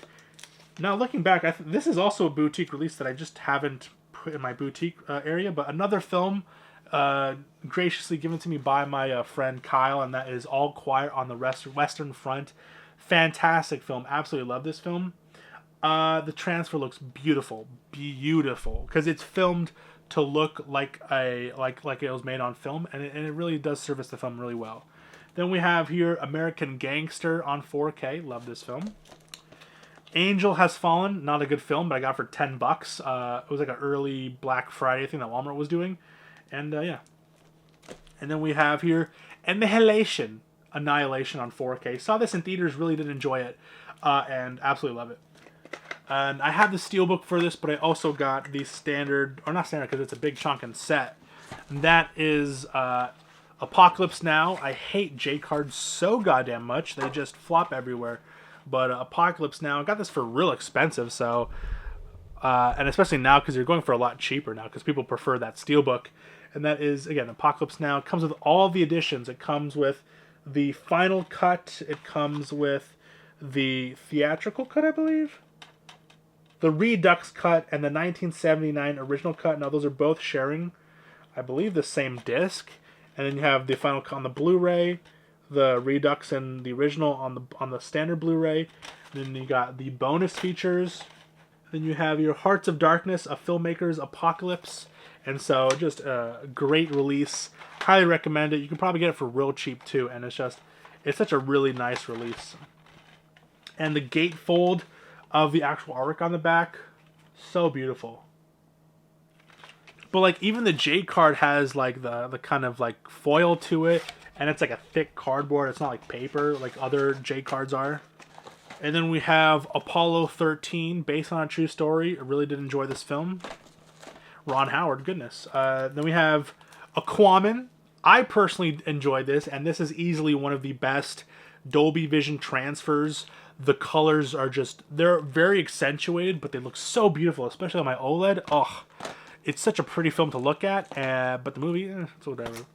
And then we have here some American propaganda. We got here Argo on 4K.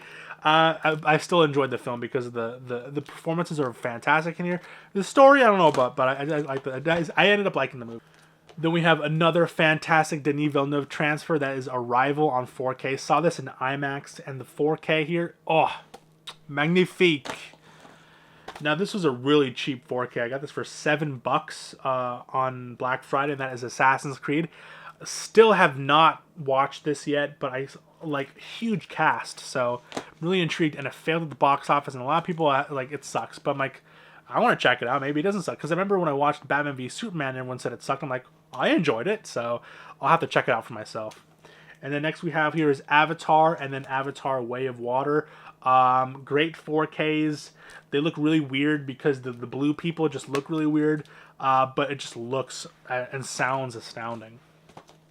Then we have here Avengers Infinity War and Avengers Endgame. I don't really have that many MCU films in my collection, but these are the ones that brought me back into it. I remember when it was like, oh, you gotta watch Infinity War, but I had to watch all of the other films because I just stopped. I watched Iron Man, I watched the first Avengers, and like that was it. Besides the Spider-Man films, like I didn't see any of the Captain America films. Like I saw the Iron Man films, but I haven't seen anything else, and catching up on it was really fun. And then when I finally saw it in theaters, because I was working at the time, oh, it was really good. And I was able to rewatch it multiple times because I worked there and I was just able to pop in. But like this 4K release is really cool, even though we don't get the IMAX aspect ratio. It's just the embossing, the colors on it. Really, really nice, and I absolutely loved it. Same with Endgame. Endgame's all purpley. Not as fun as Infinity War, but still a great movie. Very bloated, but you have to be a passionate fan, or at least a really semi-decently invested fan for you to really enjoy this, because it's a lot of people talking, especially for that first hour, and so if you're not really invested in these characters, it can be real boring. All right, now we're getting into the B's. We're in the B's, boys. And then we got, starting off with, is Baby Driver on 4K with the custom slipcover. And we got here Babylon on 4K, one of my favorite releases. Wish I got the Steelbook, but this 4K, still a great things. Thank you, Kyle. Then we got here Backdraft, a really cheap 4K that's really underrated. It's a fantastic looking transfer that I highly recommend, and it's a great film too. I still haven't seen the sequel, but I highly doubt it's going to be any good. And then we got here Batman 1989. Not a big fan of these slipcovers and the glittery aspect of it, but it's Batman. And then we have here Batman Returns. I thought I would love this movie a lot more, but I recently watched it as an adult for the first time, and I don't know, it doesn't really hold up as much as I remembered in my brain. I remember liking it more as a child than I do as an adult, which is crazy because a lot of people were like, oh, this is not for kids. Next we have here is the Redux version, or the redone version of Batman vs. Superman Dawn of Justice on 4K, the Ultimate Edition. I made here a custom slipcover for it, so yeah, very, very cool. With the IMAX aspect ratio, so it's a really nice looking 4K. We got here Battlestar Galactica. Got this for really cheap on Black Friday. Just wanted to know what the whole hype was about. Then we have here Beetlejuice on 4K. Got this recently at Walmart for $14. What a steal with the slipcover. Was never able to find it with the slipcover for a good deal. Then I found it at Walmart. Shout out Walmart Canada. And then I got these 4Ks for real cheap too. We got here Beverly Hills Cop. And then we got here Beverly Hills Cop 2. Haven't gotten the third one because it didn't come with a slipcover here in Canada. And I'm just like, whatever. Then we got here The Big Lebowski on 4K. Love this movie. Easily one of my favorite comedies of all time. Then we have here Black Hawk Down on 4K. The Black Klansman on 4K. And then my movie that I'm hunting so hard for the slipcover for, that is Blade Runner, The Final Cut. Absolutely love this film. This is the 4K that got me into 4K collecting because, oh my god, I used to watch those DVD to Blu-ray to 4K videos all the time during the pandemic, and that's really what got me through the pandemic, was like looking at all those cool, like awestruck, like, oh, if a good 4K transfer from a classic film can really elevate the film and add some life to it. And this is easily one of the greatest 4Ks, in my opinion, when it comes to classic film to 4K transfers. Highly recommend this if you're into it. So I'm looking for that 4K slipcover. I can make my own, but I just love this film so much, and what this means to me for my collection, I need to have that original pressing slipcover. And then we have here Blade Runner 2049 that I recently got with the slipcover. Another film that's absolutely fantastic. One of the best 4K transfers in the collection. And then we have that's not so much, and that is Bloodshot on 4K. This came out during the pandemic. No one watched it, and it got a 4K for some reason, and I got it for real cheap. I think I got it for like $5 or something at like a used pawn shop. A used pawn shop at a pawn shop. And then another film I have here is an A24 4K of Bodies. Really did enjoy this on the rewatch. At first, I just didn't really understand the premise, and I was a little sour and bitter, so I didn't really mess with it. But now watching it after watching Talk to Me, great film. Then we have here Bohemian Rhapsody. I mainly got this because it was really cheap and it came with the original slipcover. The 4K looks good. The movie's okay. Very, very tame. Extremely tame, to the point where it's downright boring because so much has happened but also love the slipcover artwork on this. But it's just like, I don't know, they're holding back so much on the personal life stories of Freddie Mercury, where it kind of tamed him to a point where it's like, ooh, that's Freddie Mercury, that's it. And it's also a lot of elaboration and a lot of like things that didn't really happen. Then we got here Bram Stoker's Dracula. I redid the slipcover to have a more retail style slip. So I have the original front that I loved, but I also added a bit more detail to the back to make it look more cool. Then we got here, you can take away my freedom, but you cannot take away Braveheart on 4K Blu-ray. Found this recently with the slipcover. Absolutely love this film. It's for the furthest thing from historical accuracy, but gosh darn is it a great film. But yeah, boom. Even the historical inaccuracies of like just how law was back then was not really taken into consideration. But fantastic film, great scene with great action, great set design, so many extras. You can tell passion went behind that project. And then next we have here is the bridge on the River Kwai, another one that I made with the custom slipcover. We have here the front and then a retail style back on the side. But yeah, one of those 4Ks that I actually slipcovers that I actually really did enjoy making, and love this 4K. Then we have here, what if Superman was a school shooter, and that is Brightburn on 4K. Yeah, I got this for cheap from producer James Gunn. Yeah. Then we have here one of the most under the bridge 4K that literally no one has talked about. I googled this 4K, no one's talking about it, no one reviewed it, no one talked about it, and that is A Bronx Tale. For such an iconic film, I'm surprised no one has been talking about this film as much, or this 4K release. I see a few people post pictures of their Blu-ray releases, but not the 4K. But this again, this was an expensive 4K, but I just had to add this to the collection because it's just such an iconic film, and I love this movie so much. I used to watch this as a child all the time. And yeah, weird movies that I'd be watching as a child, don't ask me. And then the last of the Bs we have here is Bumblebee on 4K. This was the movie that I watched that the first movie I saw on an OLED, and I was like, that's pretty good. Like the HDR on this is really good. The action scenes and the explosion look really good. And John Cena is just, what a great film. I was shocked that I enjoyed a Transformers movie as much as I did. Like, I loved the first movie, but it kind of deteriorates on the back end. But this movie was actually really good. Same with, what's it called? That new Transformers dinosaur ones. All right, now moving on to the C's, we have here Candyman the remake, or I guess this is the Candyman Legacy sequel. I actually really did enjoy this film. This is basically about the kid who survived the Candyman attack with the whole thing, and it's a great film. I personally did enjoy it. I feel like for a Legacy sequel, it's basically on par with Halloween 2018. And I really did enjoy Halloween 2018. So yeah. Then we have here Carlito's Way. I much prefer Brian De Palma's crime films over his psychosexual films, but that's just me personally. Next we have here Casino with the custom slipcover that I also made. I took a picture of Robert De Niro in The Irishman, but honestly you can't really tell. So so that's why, yeah. But yeah, Casino on 4K. Honestly, a lot of people say that this is better than Goodfellas.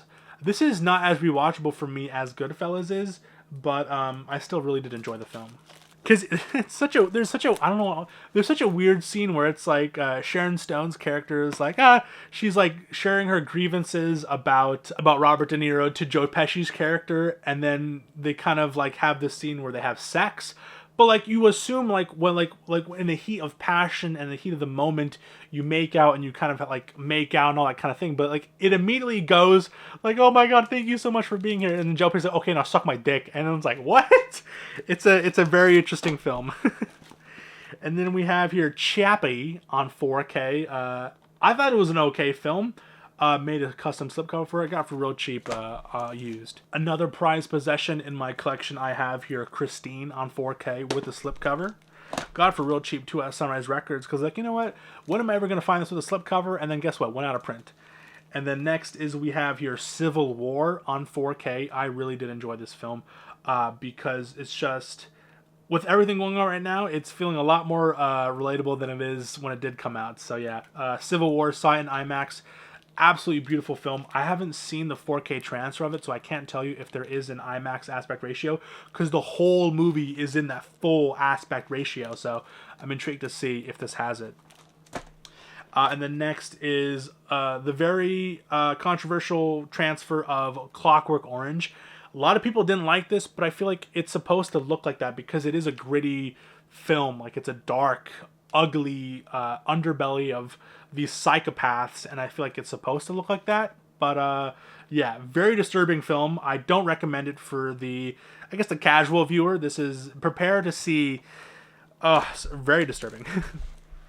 Then we have here another custom slipcover of Close Encounters of the Third Kind. Love this movie, and I just had to make it with the custom slipcover with the the retail slip in the back and like different artwork in the front. This is a Chonkin set too, like a 3-disc set edition. So yeah. Next, we have your Cloverfield on 4K. I mainly got this. I like the transfer. It's not really that good because it's supposed to be made on like an early digital camera, and that's what it is made on. But the sound design is really good on it, and it came with a slipcover, and I got it for like less than $20, so I'll pick that up. If 4K is less than $20, now I'm more like if it's less than $15, I'll pick it up. But yeah. Anyways, here we got another $10 4K, and that was Cold Pursuit on 4K. Made a custom slipcover for it. And then we got here Commuter on 4K, another $10 4K from Walmart. Oh, dude, something about these really shitty, low-budget Liam Neeson films that just resonate with me personally, that I love them. Even this recent one, like Absolution, I really enjoyed that film. Even though it's really sad, I don't really, it's not really the same kind of venue of these Liam Neeson action movies. I really love these Liam Neeson, like, shitty action movies. I don't know what to tell you. And then we have here, not a shitty movie. I got this in the United States during Black Friday. We got here Cool Hand Luke on 4K with the slipcover. Had to pick it up. Such a classic film. Then we got here the Creed trilogy. We got here Creed 1, Creed 2, and Creed 3. None of the slipcovers match up because you got here this one with the spines that match up, but you got here the different Ultra HD logos. You got the different logos for the Warner Brothers. But I'm not that inattentive. Some of the logo, like the MGM logo, is bigger. Then we have here Crouching Tiger, Hidden Dragon on 4K with the slipcover, so that's cool. And then we have here The Crow. Paramount on their catalog releases don't do slipcovers, but it's still a movie that I really do enjoy, so I had to pick it up on 4K. And it was like $18 or something. All right, now we're at the D. We're at the D. We have here the Da Vinci Code with the original slipcover, so that's really nice. We have here the Christopher Nolan Dark Knight trilogy on 4K. Love these 4Ks. The first one is a bit okay. The first one is easily the most lackluster out of all of them. But Dark Knight and Dark Knight Rises look absolutely beautiful on 4K. Easy to recommend. If you can get the set for cheap, highly recommend it. I'm in unboxing for that too. Here we have Deadpool on 4K. Made a custom slipcover for it too. But yeah, love this film. I remember watching it as a 16-year-old and absolutely loving it. Then we have here Deadpool 2, the first rated R movie I was able to watch as an 18-year-old, as an adult. Because usually in Canada, you're allowed to watch any kind of movie as long as you have parental or legal guardian or a person who's 18 or above to be your guardian for that. And I found it with the slipcover. And Deadpool 2. I still haven't given it a rewatch since picking it up. But I remember being a little disappointed by it. Anyways, continuing with The Departed on 4K. Crazy on the first watch. Then we have Detective Pikachu on 4K. Really great looking 4K. Then we have your Die Hard on 4K. A little bit of a disappointing transfer, but still have to add that to the collection. District 9 on 4K. Watched this as a 9-year-old with my mom and my mom's friends. Not a good movie to watch with your mom. Next movie is Do the Right Thing. Love this movie. Recently 30th anniversary, so I got it recently with the 4K slipcover. Then we got here Doctor Sleep. I called this Doctor Strange on my last video, but yeah, Doctor Sleep. If you removed all of the whole Rebecca Ferguson parts, because I really could care less. I mainly wanted to see Ewan McGregor go back to the hotel, the Overlook Hotel, to face his demons. I would have loved that. It's just a lot of unnecessary subplots to boost the timeline, and there's also an extended cut, so I can't even imagine. It already felt bloated as fuck in the original theatrical cut. I can't even imagine how it would feel like with the extended cut. Next is Doctor Strangelove and How I Learned to Love the Bomb on 4K. Made a custom slipcover for this one too. This was a pain in the ass because I actually made every single asset by hand, and it took me forever. Like they look really good. It's just it takes forever, dude. You really have to be passionate about this like I used to be. Next we have here is Dragon Slayer, a fantastic looking 4K, and the film is pretty fun too. Then we have Dracula Untold, very overhated movie. I Frankenstein sucked a nut, But this one was actually really good. Like when I watched it in theaters, no one was watching it there, and it's like it was actually a decent movie, and the 4K looks pretty good too. Next we have here is the iconic Dune and Dune 2. Fantastic films, great looking transfers. Hate that the IMAX aspect ratio is cropped because the entire movie, almost the damn near the entire movie, is in IMAX, and it's sad to see that we didn't get the full aspect ratio for some reason. I don't know. Then we have here Dungeons and Dragons on 4K, Honor Among Thieves. Loved this film when it came out. I don't think it made that much money on the box office, so I got it day one because I wanted to support it and because, you know, it's a great film. The 4K looks fantastic, and love this movie. And then we have here Christopher Nolan's Dunkirk, or Dunkerque, on 4K. Well, technically this should be the proper, because Dunkirk is in France, right? But yeah, love this film. Some people don't like the whole timeline switcheroos, and I think there's some editors that have made like Dunkirk in chronological order. But the 4K looks fantastic. The audio is so good in this, especially in those fighter jet scenes. So good. Explosions look absolutely fantastic. Golly, maybe making a long ass video all in 4K was a bad idea. But anyways, we're going to the E's. We have your E.T. on 4K. Love this movie. We watched it in school for the first time, like when I was a kid, and I was crying. I cried in the middle of the carpet because we all used to watch movies on the, what's it called? The little VHS stand that they'd come out. I was crying. My friend's like, "Why are you crying? It's just a movie." I'm like, "It's more than a movie, goddammit." Then we have here Live, Die, Repeat on 4K, or I guess Edge of Tomorrow on 4K. Got this with the slipcover. Got this on Best Buy for the Black Friday sale. And then I got here Elvis on 4K. Heard good things about it. Still have yet to watch it. I'm not a big fan of Elvis, but I'm a big fan of Baz Luhrmann, so very excited to check that out. Then we got here Elysium on 4K. Got this with this custom slipcover. Equalizer 2 on 4K. Found this for real cheap with the slipcover, so I decided to pick it up. Love the first one. I haven't seen the other two yet. Then we have here Escape from LA. Now this one has the shitty audio, but honestly, I just play it through my TV if I'm having issues because I have a setup. But you can notice it if you have a good setup. But I just wanted to do it. If you do it through the TV, you won't even notice it. So that's why I recommend. Just have good speakers on your TV. Anyways, we have here the Evil Dead 1 and 2 pack on 4K. Got this when it came out. Love Evil Dead 1. I was a little iffy on Evil Dead 2, but I have to give it a rewatch because I saw it when I was like, oh, why would they ruin it? The first movie was so good in horror, and then the second one's like a remake, but like a comedy remake. And then we have here The Exorcist on 4K with a very notorious slipcover of just like, why is... I mean, some people like them, so you never know, but I wasn't a big fan of it. Max von Sydow, though. All right, now we're at the F's. We have here A Few Good Men, another 4K that I made with the custom slipcover. Turned out really nice. You can't handle the truth. Next is First Man on 4K. This is the first pickup I ever got from the new HMV. It was only $20 to $22. And I heard it's a good film, especially from Alex. He recently reviewed it, and I was like, you know what? I'll check it out. And apparently the 4K is really good, so I am very, very excited. I love me some space movies in 4K. I don't know how much it takes place in space, but I'm eager to check it out. And then continuing, we got here Friday the 13th. I made a review for this. I said it was a great 4K. It's just the details there. It's very dark, like extremely dark, and then the whites are overblown, and it's a whole other thing. Like I'd prefer the Blu-ray, like the Scream Factory 4K remastered Blu-ray, but I don't have that big box set. Hopefully one day soon. But yeah, Friday the 13th on 4K. Then we have here The Fugitive on 4K.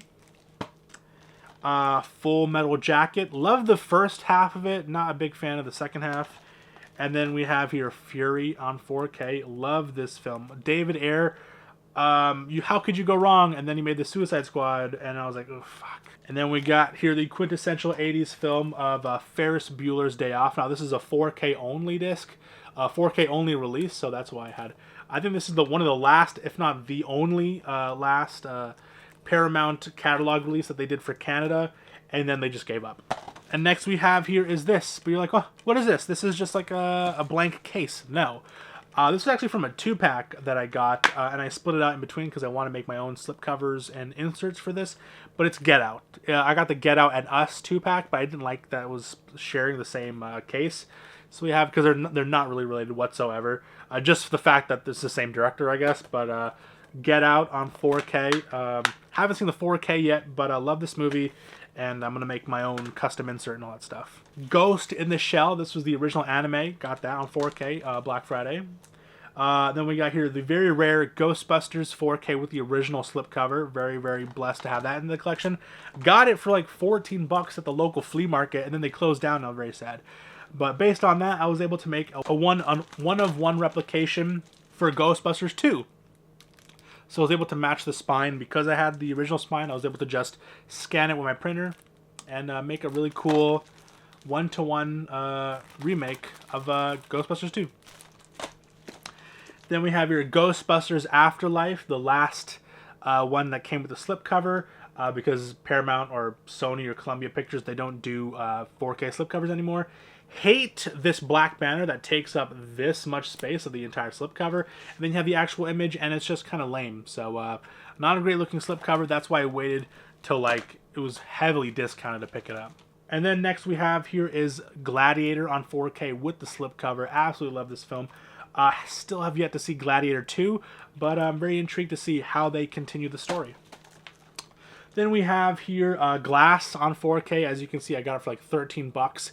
And then it was like, I think 15% off because I got 3 4Ks that day because they were having a buy 3, get it 15% off.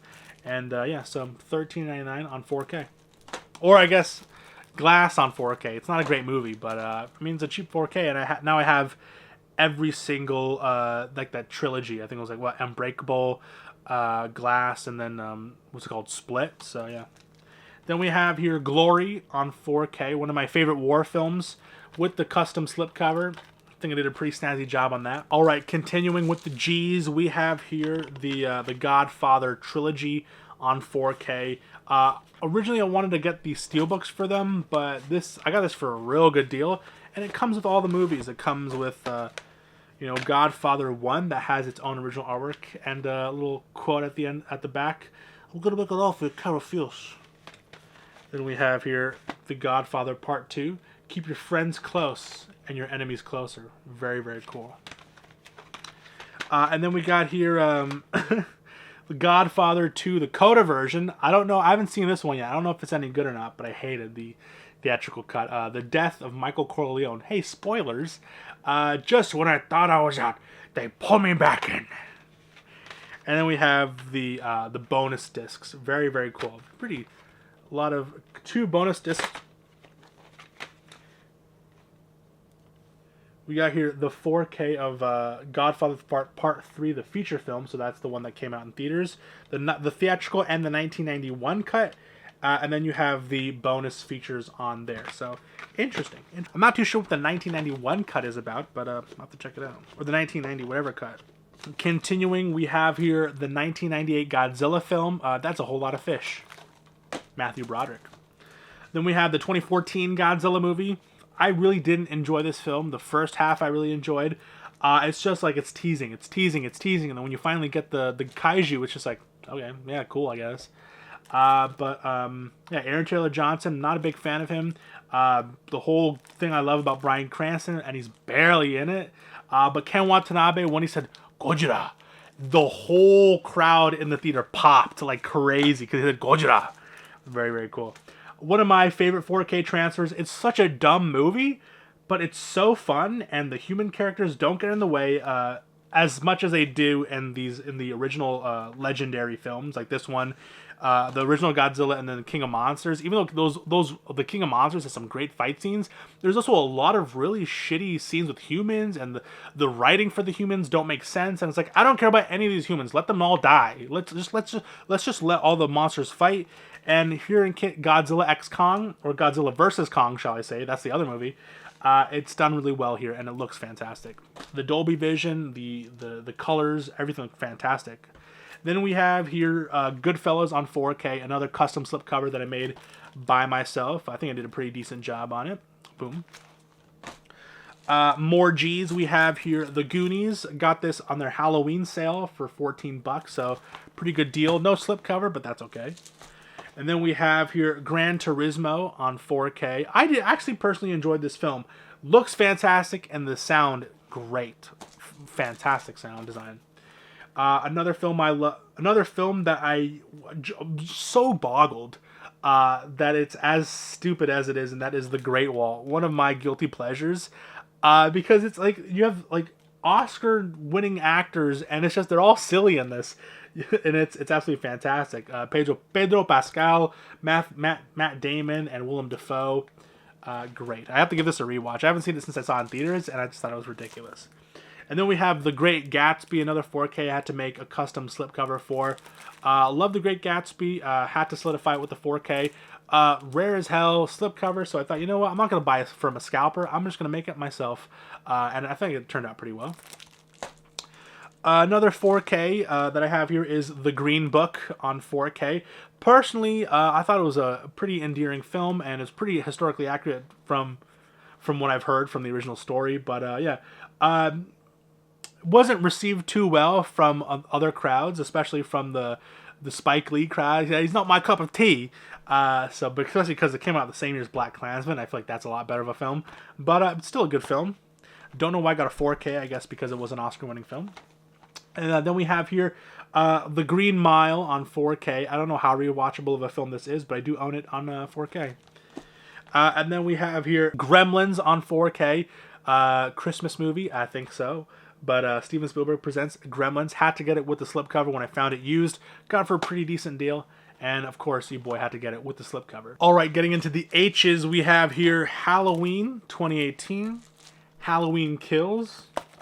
And then we have here Halloween Ends on 4K. This is still sealed because I got it day one, and I'm like, I'm not gonna watch this movie ever again. But I should give it another try because I've been itching to watch Halloween and Halloween Kills.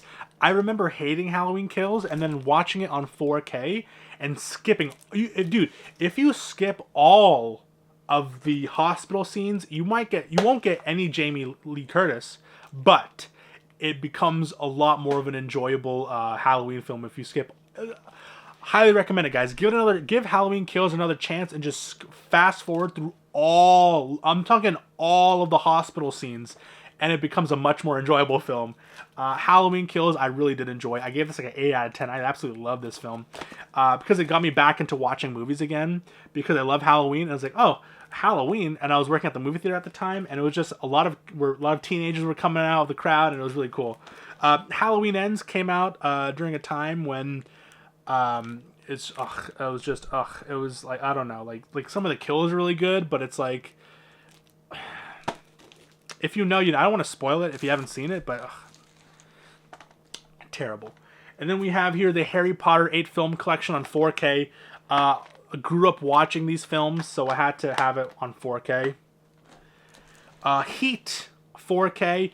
It's a decent transfer. Again, real dark though, but one of my favorite films of all time. We got here the original Guillermo del Toro's Hellboy on 4K. Then we got here Hellboy 2, The Golden Army. Then we got here the Hellboy reboot.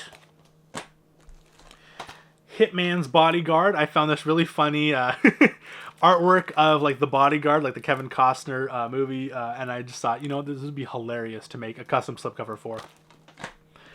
Then we got the Hitman's Wife's Bodyguard on 4K.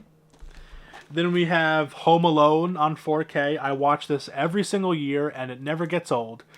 Absolutely love this movie. Maman, j'ai raté l'avion means, Mom, I missed the bus, or I missed the plane. So it's not Home Alone. And then we have here Hobbs and Shaw. Honestly, I prefer this a lot over the other Fast and Furious films. There's a lot more hand-to-hand combat in it. I just think the action's a lot better than the other ones, and I don't know, but yeah, Hobbs and Shaw, low key, it's pretty good. It's a pretty good film, especially for a cheesy action movie. It's not bad. It kind of encapsulates that 80s shtick. And then the last H we got here is Horizon, The New Frontier, or American Saga. Apparently it did so bad that it just failed at the box office to the point where they're not even going to release the second movie in theaters. So Yikes. But bought this day one to support it. Was really expensive, but came with a slipcover. And I usually tend to support more Warner Brothers stuff because they put a lot more effort into their releases. But again, this was really expensive for a 4K, no Blu-ray, no digital code. So I kind of take back what I just said. But it does come with a slipcover. And putting in a slipcover is a lot more effort than a lot of other companies are doing. Then we have here Independence Day on 4K. I made a custom slipcover of it. One has Will Smith on the other side. And the other side has Jeff Goldblum. Aliens. Independence Day 4K. Love it. Then I have here the Indiana Jones 4 film set.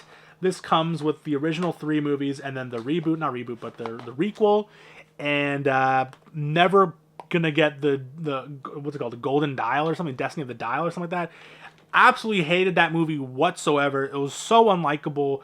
A lot of the characters just fuck over Indy, and they never get their comeuppance, and it's just like, okay, now they're a good person. Now it's like, no, they're still an asshole in my brain, and the character development isn't really written that well enough to where it justifies the sudden shift from where, like, Indy's goddaughter is a total bitch, and then all of a sudden he's like, okay, whatever, now I'm a good person now, and you're like, whatever, like, I just spent like 90 minutes hating this person. It's also a long ass movie. I spent 90 minutes hating this person. You can't just do one good deed and expect me to like her. Enough, because I just love these movies. Even what's it called, Kingdom of the Crystal Skull, I really did enjoy. Only thing I don't really like is what's it called, Indiana Jones 2, because of their really outdated depiction of my people. So, but besides that, it's still an okay movie. Love Short Round, I think. But the woman, I forgot her name. She's married to Steven Spielberg. Really annoying. I really didn't like that character. It's just like, ugh. But I think that's what they're supposed to go for. But as a love interest, you can't really. Anyways. But it's still a fun movie, I will say. Next off we have here is In the Line of Fire. I recently made a custom slipcover for it. I designed it on Photoshop. I just have to print it out. But yeah, In the Line of Fire. Really did enjoy this film. Next is Inception. Made a custom slipcover for this. One of my favorite Christopher Nolan films of all time. Such a trippy movie. All-star cast, and it's just fantastic. Then we have the very controversial 4K release of Inglourious Bastards on 4K. A lot of people didn't pick this up because a lot of reviewers were saying it wasn't worth picking up, and then people were picking it up and actually it's a pretty good transfer because the detail is there. It's not that it's a bad transfer, it's just that the Blu-ray looks so good, and it's just that there's no HDR on this, so things look a little muted, but it still looks like a good transfer. Is it worth paying the $60 for the limited edition Arrow video box set just for the HDR? I don't know. You have to be a real big fan of that movie to justify that price. Next we have here is Interstellar. Still sealed. Got this from the UK over at Zavvi. And then continuing on with the eyes, we have here Invisible Man, another film I blind bought because 4K Theory recommended it. And I've heard really good things about it. Like, I heard it's actually a really, like, this is what they should have started when they started doing all those remakes of the classic Universal monster movies. But they sadly started with I, Frankenstein and the really shitty Mummy remake. And then we have here all of the Ip Man films, except for that Legacy sequel that doesn't star Donnie Yen in it. But you have here Ip Man 1, Ip Man 2, Ip Man 3, and Ip Man 4. So I've only seen the first Ip Man, so I'm not too sure if I'll like these. But had to get it because they all had the slipcovers for it, and they're like $20 each. I'm like, you know what? I'll pick them up for $20 each. And then the last eye we have here is It on 4K. Really beat up slipcover, but I honestly really did enjoy this film. It was like, what a breath of fresh air, and it's like a genuinely scary, eerie film that really tugs on the heartstrings in the sense of like you're gonna be anxious. The very creepiness of subtle scares in it, but alongside the really generic like jump scares, it works really well here. And this is how you do a teen screamer properly. Then we got the J's with Jesus Christ. It's Jason Bourne. Here we got Jaws, one of the best 4K transfers. Then we got here John Wick, but I consolidated this. I still need to make a custom insert and a custom slipcover for it. But I have here all of the, the John Wick movies on 4K. Just consolidated into one little case. Then we have here the original Joker on 4K. Absolutely love this film. Recently had to watch it for school, and just such a great 4K. I can't really say much about the sequel, but this film was really good. Then we have here Juice on 4K, the 30th anniversary edition. Again, no Blu-ray, I believe, just the 4K. But it was a cheap catalog release that Paramount released, and it still had a slipcover to it. So, yeah, Omar Epps, Khalil Kane, and Tupac Shakur in Juice. Fantastic. Then we have here Jumanji on 4K, another 4K I made a slipcover for. And, yeah, love this movie. Rest in peace, Robin Williams.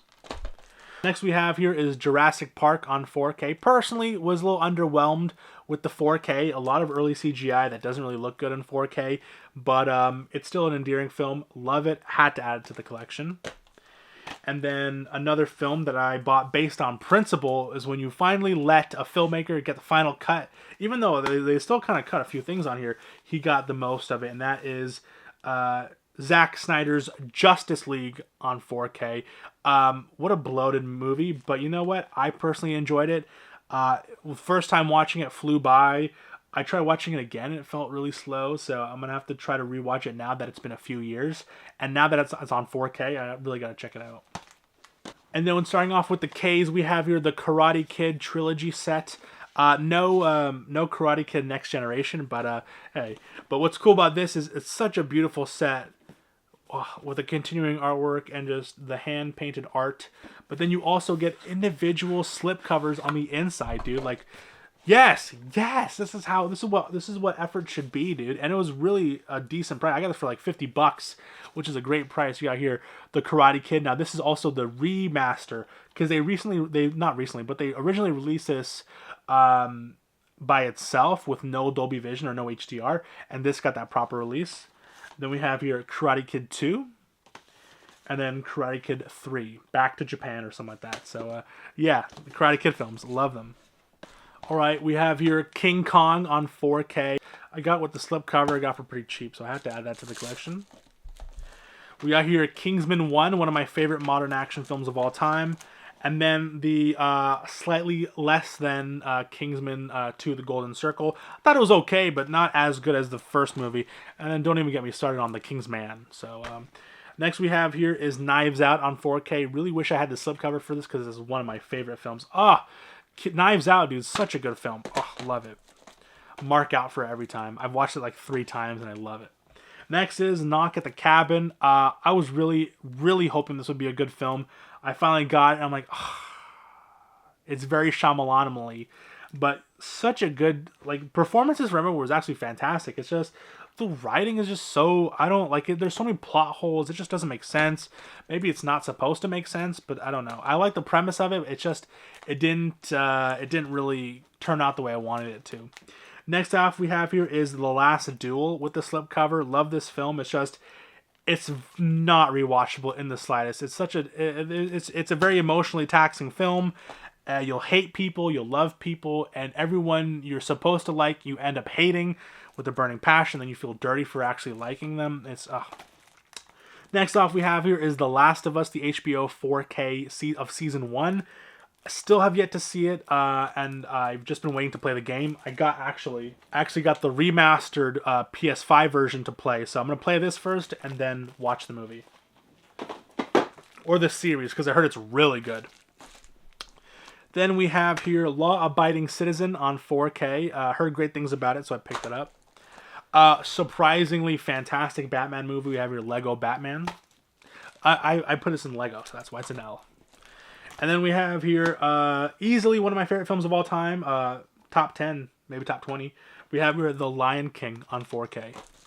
I said top 20 because I feel like I've already gone through 10 films that said in my top 10. That's not Lion King. But we should limit ourselves to the films that we love. All right, more L's. We have here Logan with the original slipcover.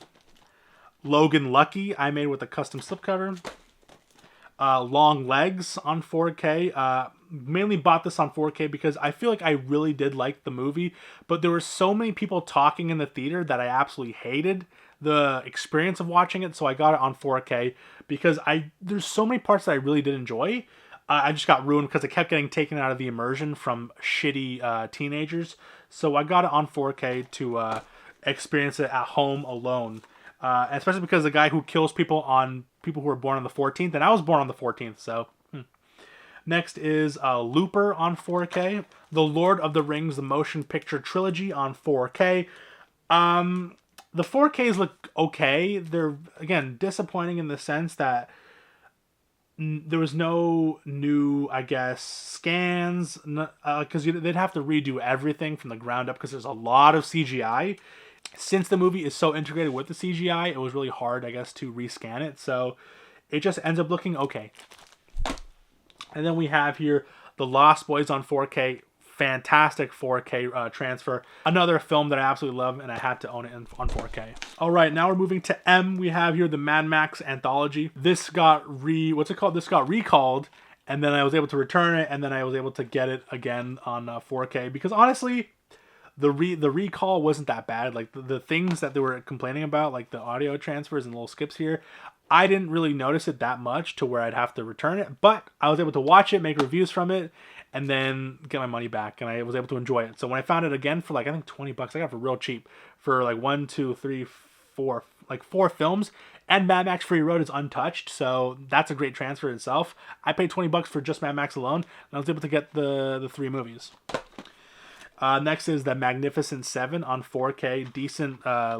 Decent remake, but definitely not as good as the first one.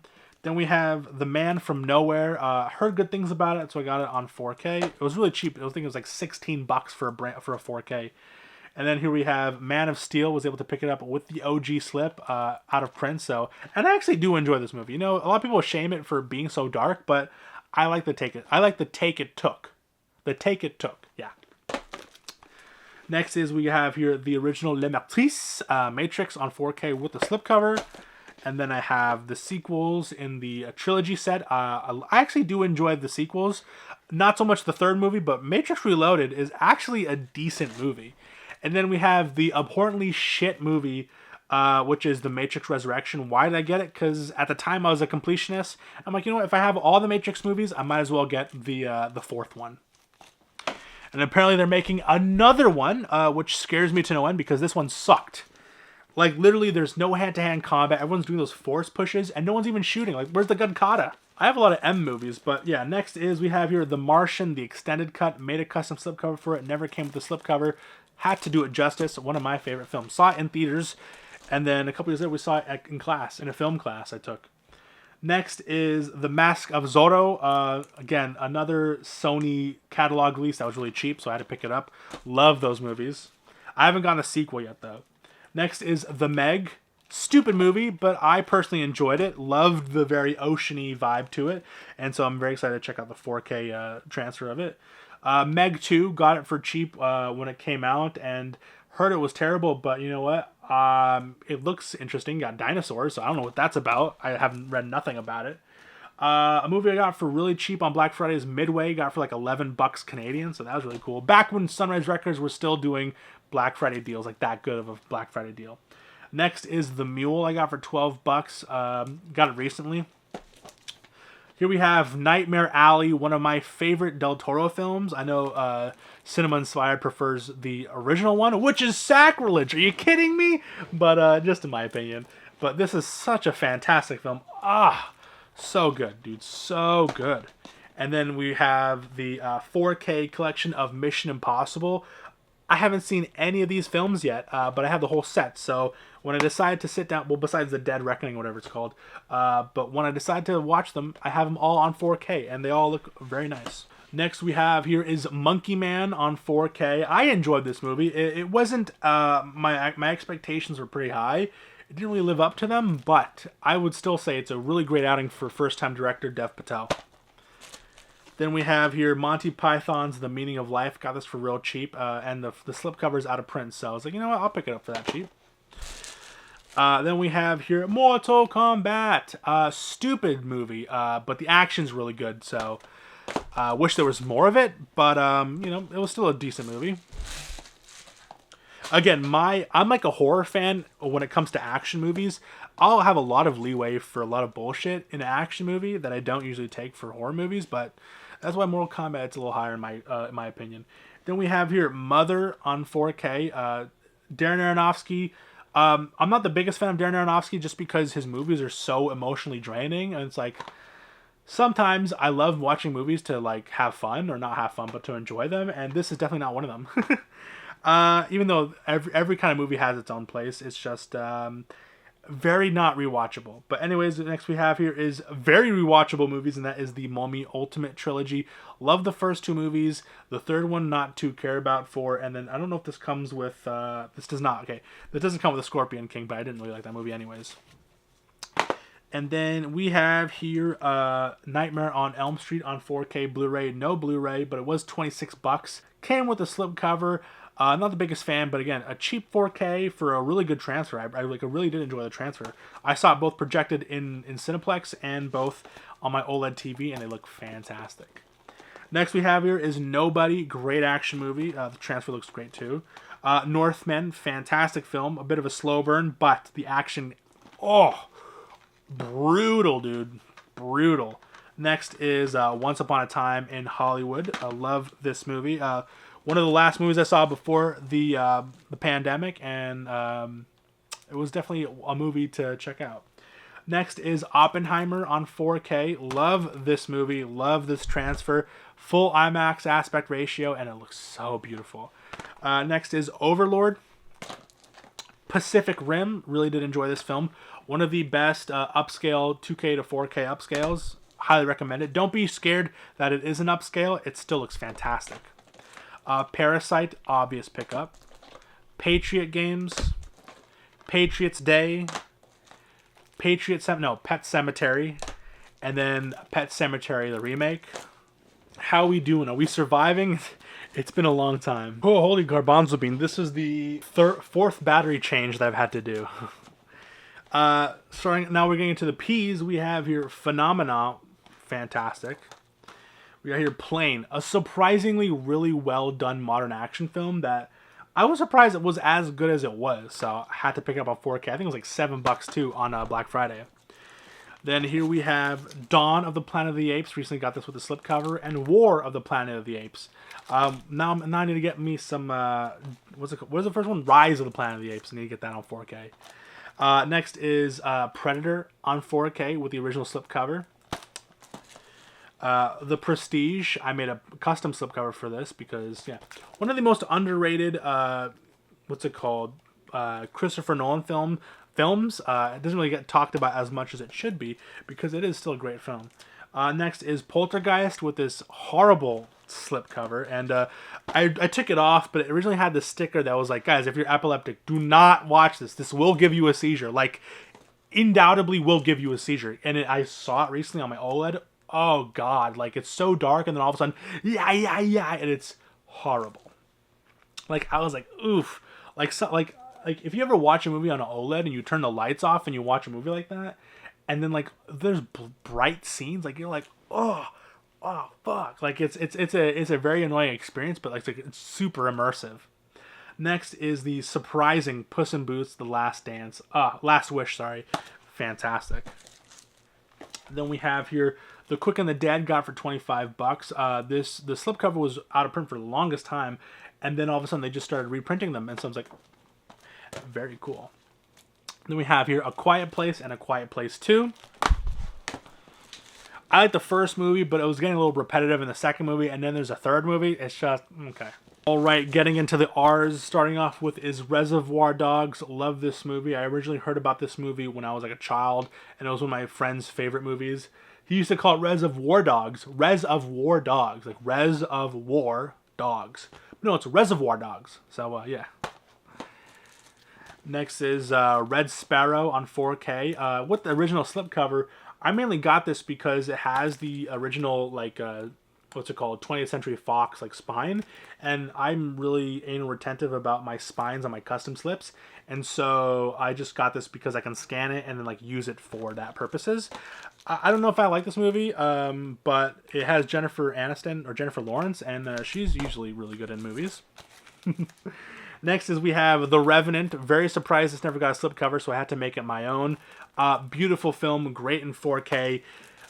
Again, not really the most rewatchable film, but it's a journey. Like, it's a very much of a journey film. Then we have here Real Genius on 4K with the out-of-print slipcover, so very glad I got it when I did. Then we have here Rambo First Blood Part 2. Not a fan of this movie, but it's just had to get it because it was really cheap on with the slipcover. And then here we have Rambo 3. I actually prefer Rambo 3 over Rambo 2, and people hate Rambo 3. I made a custom slipcover for this to try to continue with the spines and everything to make it look nice. It looks a little different because this is like a silver like paper, and this is just like white. But yeah, I think they match up and they line up pretty well. And then I have here Rambo 4. This is actually the 4K. I just haven't made a custom insert for it and the slipcover yet for it. Because when I got it, it was in like a Blu-ray Steelbook, and I don't really care for the Blu-ray Steelbook, so I just... And then here we have a musical biopic done right. And that is Rocket Man on 4K. Love this movie. The music, oh, so good. And Taron Egerton, a perfect Elton John, dude. Perfect Elton John. And then next we have here is Rosemary's Baby on 4K with the custom slipcover that I made. Did not like that original custom with the horned like devil thing. I did not like it, so went back to the classics. Went back to the OG theatrical cover art. And then here we have the original Rocky quadrilogy on 4K. It comes with Rocky 1, 2, 3, 4, and the new editor's cut. With the Rocky vs. Drago, the Ultimate Director's Cut. I was really hyped for that, and I still have yet to watch it, and it's been like years, so I have to give it another watch one day. Alright, now we're at the S's. We have Saving Private Ryan still sealed in the plastic from Best Buy that I haven't even checked out. I got this so long ago, dude. And then we have here Saturday Night Fever, one of the most disappointing 4Ks of 2023, I believe, or 2021. Just really inconsistent transfer. It looks great, and it looks really ugly at certain times. Then we have here Saw X, or Saw 10 on 4K. Didn't see it in theaters, but I remember I'm like, dude, they brought back Tobin Bell for it, and I was like, I have to check it out. So when I went to Buffalo, New York, decided to pick that up. Then we got here Scarface, the Gold Edition on 4K, as well as Schindler's List, the Gold Edition. Not really, they're just both black and gold, and even on the spines they match up really well, surprisingly. So yeah, both films absolutely love. And yeah, 25th anniversary edition and the gold edition. Next off we have here is Scream on 4K, a film that I just don't really get the hype for. I get like it's a very iconic character. It's just, I don't know, never really got too into it. Then we got here Shadow on 4K with the custom slipcover.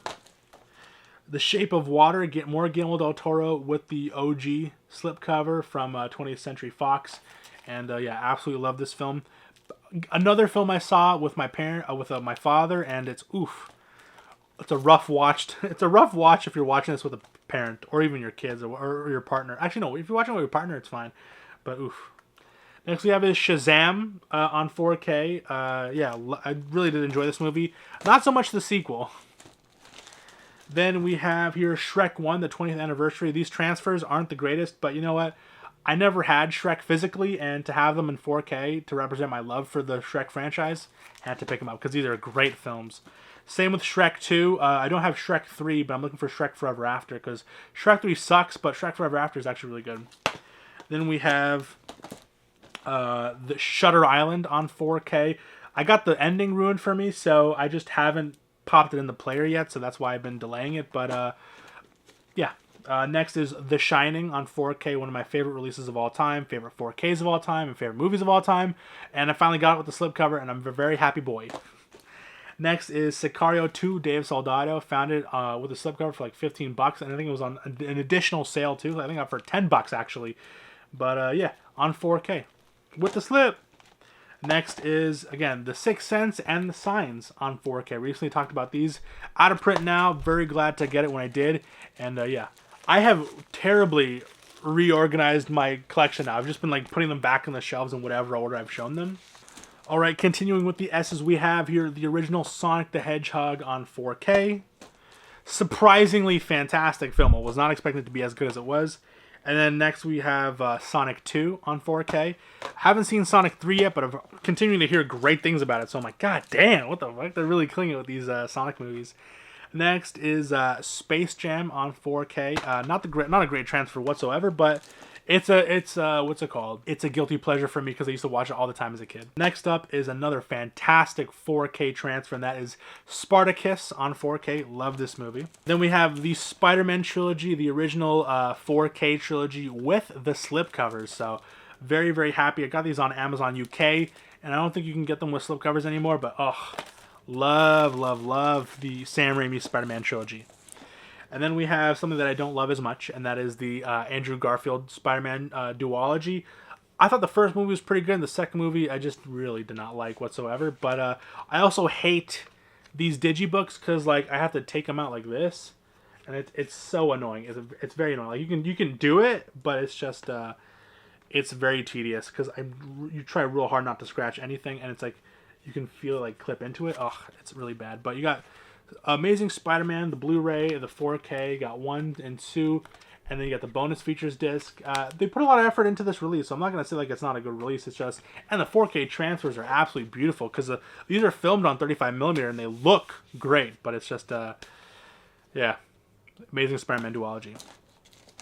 Then we have Spider-Man Homecoming, again, another consolidated thing I'm trying to do because I got the 2-pack for for Homecoming and for Far From Home. So so here is the Homecoming 4K, and then here is the Far From Home 4K with the Spider Monkey, half Spider Monkey, half Spider-Man.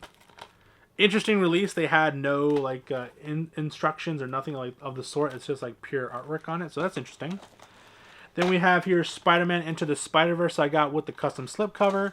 And then Spider-Man Across the Spider-Verse. I haven't watched this one yet, but I love the Into the Spider-Verse. Next up is Split on 4K. I remember when this came out, I was like, yes, Shyamalan is back. And then you realized, no, he wrote this like a long time ago. But all the actors and all the performances are really great. So maybe he can still direct. Maybe he just can't write anymore. So I don't know. Because then look at what was that new movie called? I forgot what it was called, but yikes. Next up is Stand By Me with the slipcover. Love it.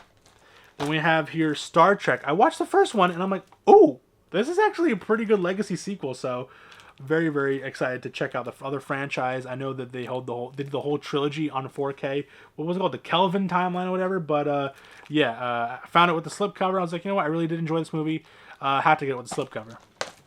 It was a different time, okay? Alright, we're almost done with the 4Ks, and then we're going to move on to the Blu-rays, but we're going to be more chop with the Blu-rays. Starting off with is my Star Wars films. We got here Episode 1, Phantom Menace on 4K with the slipcover. Beautiful. Then we got here Attack of the Clones on 4K. I still have to remove this with some goog on because I'm trying to make a video about it. But Attack of the Clones, oof. It's a rough watch. But I mainly got it to complete the set. Next is Revenge of the Sith. Now, this is one of my favorite, easily. I think I would go Star Wars, Empire Strikes Back, this, and then Last Jedi, or Return of the Jedi. And then we have here, in chronological order, the prequels, and then we have here Solo, a Star Wars story. Now, this is the version... No, that's not the version with the HDR, but this does have HDR in it. But this isn't the re-release for the ones that fit this set. But I still enjoy this 4K, and I honestly didn't really hate this movie as much as other people did. But it just failed because it came out right after Last Jedi, and people just didn't really care about it. I don't have what is that other one called where they make the Death Star? I forgot. Rogue One. I didn't get Rogue One yet, but because I still haven't even seen that movie yet. And then next is the original Star Wars: A New Hope with the original slipcover. Love it, love it, love it. And then we have The Empire Strikes Back, and then Return of the Jedi, and then we have here The Force Awakens, and then The Last Jedi. Now, this is the version that has the Dolby Vision. The other one just has straight up HDR, I believe, or it could be the other way around. But I know a lot of people recommended to get this version instead of the re-release, because the re-release, I guess, didn't look as good as this version. And then we have Rise of Skywalker, which I still have not seen yet, because I heard spoilers about it. And it's just a movie that I don't know, but I got it for real cheap, so I got to complete the collection. And then continuing, we have here Starship Troopers on 4K, no slipcover, but I did really enjoy this movie. I love how it dissects propaganda, and like it makes you look inwards and like, oof, I'm actually exposed to a lot of this in real life, not just like a movie. Next is Straight Outta Compton. Great 4K, great movie. Love this movie. One of the, like, oh my god, this made so much money at the box office. Next is The Suicide Squad, a movie that didn't do well in the box office just because of how notoriously bad the first movie was. And then, so I'm really sad that this didn't get the break that it should have. But you know what? It's that's why I should support physical media, because yeah, the Suicide Squad. Continuing on with S, we have here the Super Mario Brothers movie. For some reason, people were expecting this movie to be like some political commentary or something. It's a dumb, fun kids movie, and it does its service. Some people were really disappointed in it, but I personally enjoyed it. Next up we have here is Superman the movie. Love this movie. I still haven't gotten the other ones on 4K. Next is the 10 Commandments, starting with T, 10 Commandments. Love this movie. The Steelbook looks fantastic. But I was able to get this, and one of my easily favorite 4K transfers. The Dolby Vision on this. Great. Next is The Terminator. Wow, a movie that wasn't messed around with, and it looks fantastic. Or I think it was messed around with a little bit, but you can't really tell that much. Next is Tenet on 4K. Got this when it came out, and yeah, a lot of people didn't really like this movie. I personally enjoyed it. I just love it's the most Nolan-y Nolan movie, and I'm here for it. Because like one of those movies you have to watch like 5 times, and then you have to like have like a guideline and like look at the theories and that kind of thing. It's that kind of movie. Some people aren't really into that kind of stuff, but I personally enjoyed it. Then we have here the Texas Chainsaw Massacre 4K release. This is just the standard slipcover release. Wanted to get the Steelbook, but the Steelbook was actually very bare, and it didn't really look that good. Next, because even though it is like just the theatrical artwork, which I'm always a very big advocate for just putting the theatrical artwork for it, it was just all white, and it didn't really like pop that much, especially for an expensive Steelbook like that. Next is The Thing, a very cheap release. I think that was like $20 when it first came out. Fantastic 4K transfer and a great movie. Titanic on 4K. Got it with the slipcover in America because here in Canada it didn't come with one. So I went all the way to a different country just to buy it with a 4K slipcover. Next is To Kill a Mockingbird. Now, another fantastic movie is Top Gun Maverick on 4K. Love this transfer. This was one of the movies that brought back people to the cinemas, and what a movie to start off with. And then we have here Total Recall on 4K. I wish I had the Steelbook, but I'll be settling for the 4K slip. Got it for a good price, and it's just a really nice looking slipcover too.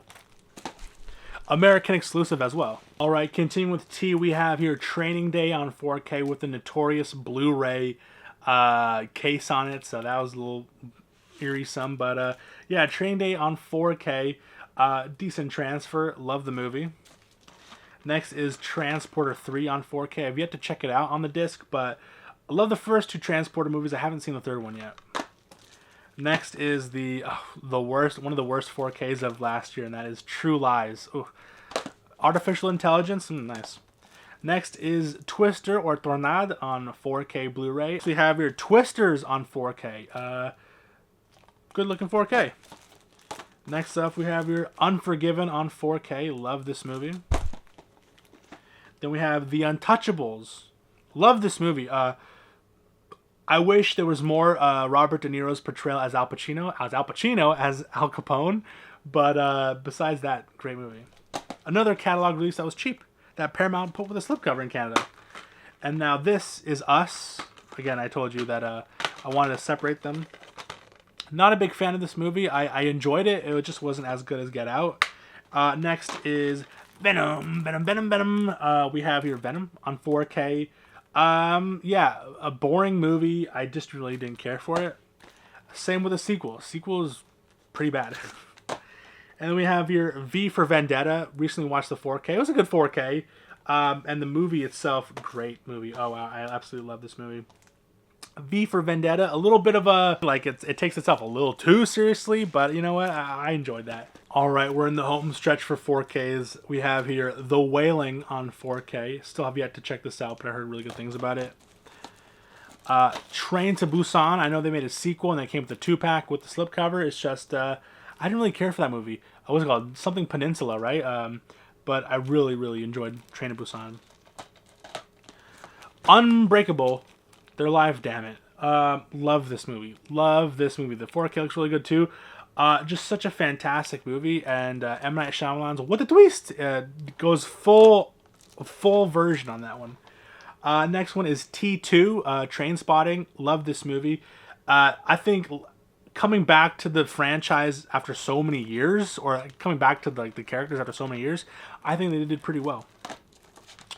Next up is a Todd Phillips movie called War Dogs. Next is War of the Worlds. I remember watching this a lot as a kid, and I just haven't watched it since. It's still sealed in the wrapper. I got this in the 2021 Black Friday. Still have yet to check it out.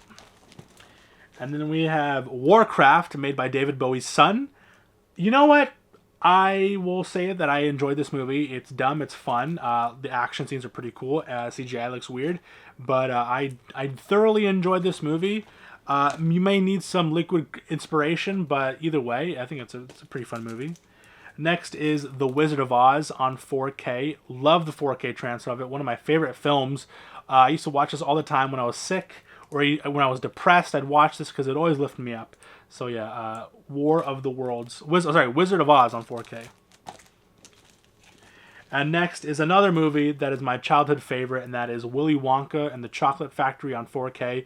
Another movie that if I'm sad, I'll pop this in the player and it just make me feel like a kid again. It's just so fun, full of wonderment. Oh, look at that slipcover, just so beautiful. And the transfer looks amazing. And then we have here Wonder Woman on 4K.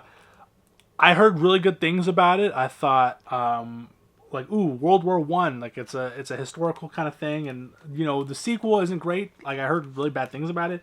I can't pass judgment on it because I haven't seen it yet. But that's why I only have the first one. When the word of mouth is that bad from overall consensus, it's like okay, yeah, you gotta take the hint at least sometime. So I didn't pick it up. And then for X, we're in X, guys. We're at the 3-film collection of X-Men. I still don't have the prequel trilogy. But the original trilogy, I personally enjoy. People hate on Last Stand, but I'm the Juggernaut Beach, and I loved it. And then Number Z, letter Z, the last movie in my 4K collection we have here, Zodiac on 4K. So, boom, that was the 4Ks. All right, we're back, starting with the Blu-rays. But before we get into the Blu-rays, I missed a 4K, and that was Bullet Train on 4K. So just to get that out there.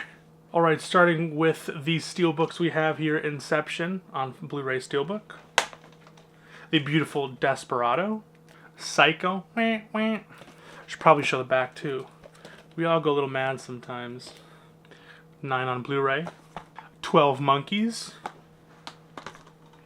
13 Assassins, highly recommend, great action. The notorious and very rare 28 Days Later. And then not so rare, but it's been getting rare by proxies, and that is 28 Weeks Later. 42, 42 of the Jackie Robinson story. 127 Hours Later, fantastic film. 300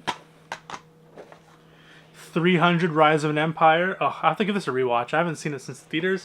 Didn't really like it.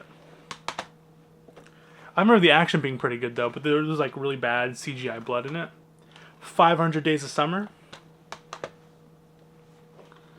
2012. The Addams Family 2-pack. The Adjustment Bureau. One of my guilty pleasures. Used to love this. I've watched this so many times as a child. Had the VHS. Got it when I found it with the Blu-ray. Had to pick it up, and that is The Adventures of Shark Boy and Lava Girl. Yeah, I'm really showing my age now. Alexander Revisited. I haven't seen the final cut, so I'm really excited to check that one out. Not as bad as everyone claims it to be, but oof, very bloated. American Graffiti, the only way to watch it on Blu-ray. Don't get the 4K. Then we have American History X. Even Yahtzees can redeem themselves. Then we have American Hustle, Anchorman, Animal House. I know this has a 4K, but I didn't hear the greatest things about the transfer. Appaloosa? I don't know. My dad got it for me on Blu-ray. Armageddon, still sealed. Haven't opened it up. Got it from one of the $5 bins. Arn, The Knight Templar. don't know anything about this movie, but I found it in one of those $1 Blu-ray bins, so. We have The Artist. Bought this to finally check it out again. I remember watching it in the theaters, but I was too young to appreciate it. I'm going to have to give this another watch, because I remember watching it, I'm like, this is what people are raving about, so I have to give it a rewatch. But again, people have said that about Life of Pi, and I love Life of Pi. Then we have The Aviator, one of the only Scorsese films I haven't seen yet, so I got it on Blu-ray. Battle of Britain, love this movie, hate the artwork on it, but fantastic war film. The Beatdown, starring Michael Bisping for some reason, or I guess he's featured in it. I don't know. I mainly got this because I'm a big MMA fan, or at least I used to be, and it's still sealed, and has Danny Trejo. I don't know. Danny Trejo always finds himself in one of these MMA movies. Then you got here Before the Devil Knows You're Dead. Heard a great recommendation from it, so I decided to pick it up for like $3 at the thrift store. I love me some Jason Statham, and we have here Blitz. Blood Diamond. I don't know why I said it like that. Then we have the first season of Boardwalk Empire. Got 50% off, and 50% off of $7.99. Pretty good deal. Heard it's a good show. Decided to pick up the first season on Blu-ray because I don't really like watching shows on like a laptop and a TV, or like on my laptop on my phone. So I decided to pick it up, and it's a pretty good set. Has a whole bunch of artwork and stuff on it too, so that's really cool. Then we have your Body of Lies. I believe this is a Ridley Scott film. Haven't heard about it. Doesn't really get talked about as much, but you know, Leonardo DiCaprio, Russell Crowe in a Ridley Scott movie. Maybe it's bad. I don't know. Then we have here Boiler Room. Got this for real cheap at the local Salvation Army. It wasn't local. It was in Ottawa. And then we have here one of the very few Canadian films that kind of reach outer of the mainstream of just Canada, the Canadian bubble. That is Bon Cop, Bad Cop. This and The Goon kind of bursted that Canadian bubble. Then we have here The Butterfly Effect. I heard good things about it, so I decided to pick it up. Then we have here The Boondock Saints. Bam culo. The Boondock Saints 2. Should have all over Fort City. I really only bought those movies because I love A Day to Remember, or I used to love A Day to Remember, and they're featured in one of their songs. So I was like, oh, I'll check it out. Then we have here The Bourne Identity, The Bourne Supremacy, The Bourne Ultimatum. I even got that weird, I guess, spin-off, The Bourne Legacy, starring Jeremy Renner. And I have Jason Bourne on 4K, so. Then we have Behind the Candelabra. Oof, love this movie. This is a boutique release, and that is Beyond the Mat on Blu-ray. Came with a nice little rigid slipcase. I haven't been able to pop it in yet, but soon. Then we have Black Swan. Love this movie. Fantastic. Then we have your Black Hat. I mainly got it because it was getting an Arrow 4K release, and I just still haven't checked it out. I haven't heard the greatest things of it, but I can't pass judgment because I haven't seen it yet. Then we have one of my favorite war films of all time, A Bridge Too Far. Fan-freaking-tastic. Highly recommend it. Let me just read the cast for you. You have your Elliot Gould, Gene Hackman, Anthony Hopkins, Laurence Olivier, Ryan O'Neal, Robert Redford, Liv Ullmann, dude, holy moly, a huge cast. Michael Caine, James Caan, Sean Connery, Edward Fox, Elliot Gould. Highly recommend. We got your Broken Trail. Heard really good things about this too. I believe this was like a TV film, but Robert Duvall, Thomas Hayden Church, yeah. Then we have your Broken City, one of the last Blu-rays I got from HMV. Or I guess when the old HMV. Then we have here Bullet to the Head, a freshly hair transplanted Sylvester Stallone. His hair transplant looks very obvious in this movie, and it is hilarious. It's actually a decent action movie too. Then we have here Burn After Reading, a Coen Brothers film. Love this movie. I love when the Coen Brothers films do like self-actualizing comedy films. Love them. Then we have here this really fun 4-pack. Not a big fan of the Duke, but we have here Butch Cassidy and the Sundance Kid, Fistful of Dollars, the Comancheros, and then we have here Horse Soldiers. Nice little 4-pack. And then going on to the C, we have here Cabin Fever, one of my favorite, I guess, horror comedies. It's so stupid, but I love it so much. It takes off a thing in my brain where I just, Why'd you kill them? I don't know, because they're gay? Then we have here Cape Fear. Do we have a 4K? I don't think there's a 4K out there for this, but oof. What a disturbing film. Then we have here Car. on a Blu-ray. Oh, it's not Car, it's Carrie. But it's really hard to see the lenticular on the with the lights on. But Carrie, the Blu-ray remake, love it. It's not as bad as a modern day. I guess modern day came out over 12 years ago, but still a modern day horror remake. And they have her Chaplin, the Studio Canal Blu-ray. Got us at a thrift store. Che Part 1. Che Part 2. Child 44. Stacked cast, very underrated film. It's a pretty interesting film. It's very boring, very slow, but if you're into history, you're into those timepiece movies, I think it's pretty good. I don't know, someone convinced Tom Hardy that he's really good at accents, and it's just really goofy whenever I hear him like talk in like different accents, because he kind of hams it up a little too much. But yeah. Then we have here Chinatown. I know there's a 4K out there, but I have it here with the slipcover. Continue with C. I have a lot of C's. Children of Men.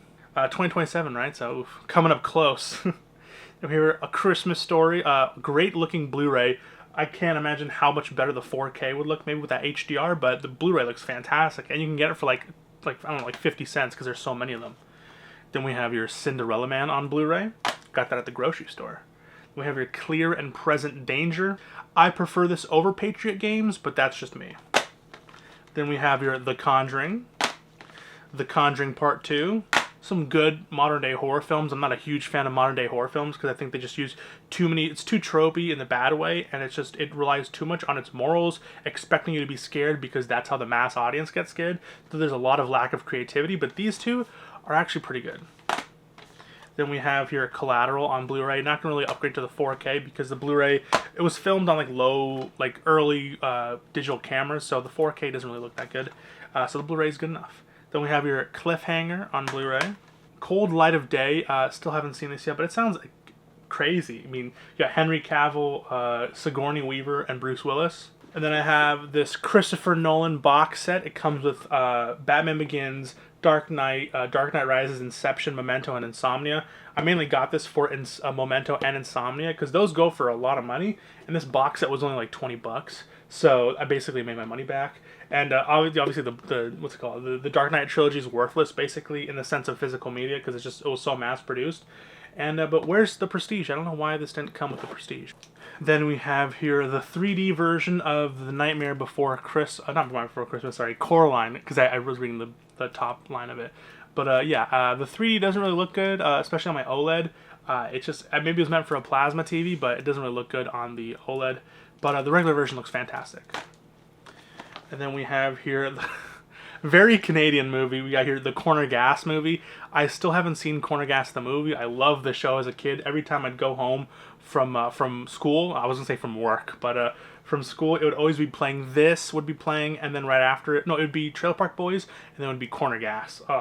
Very Canadian, very unapologetically Canadian, and I just love Corner Gas. Yeah. Then we have here The Corpse Bride.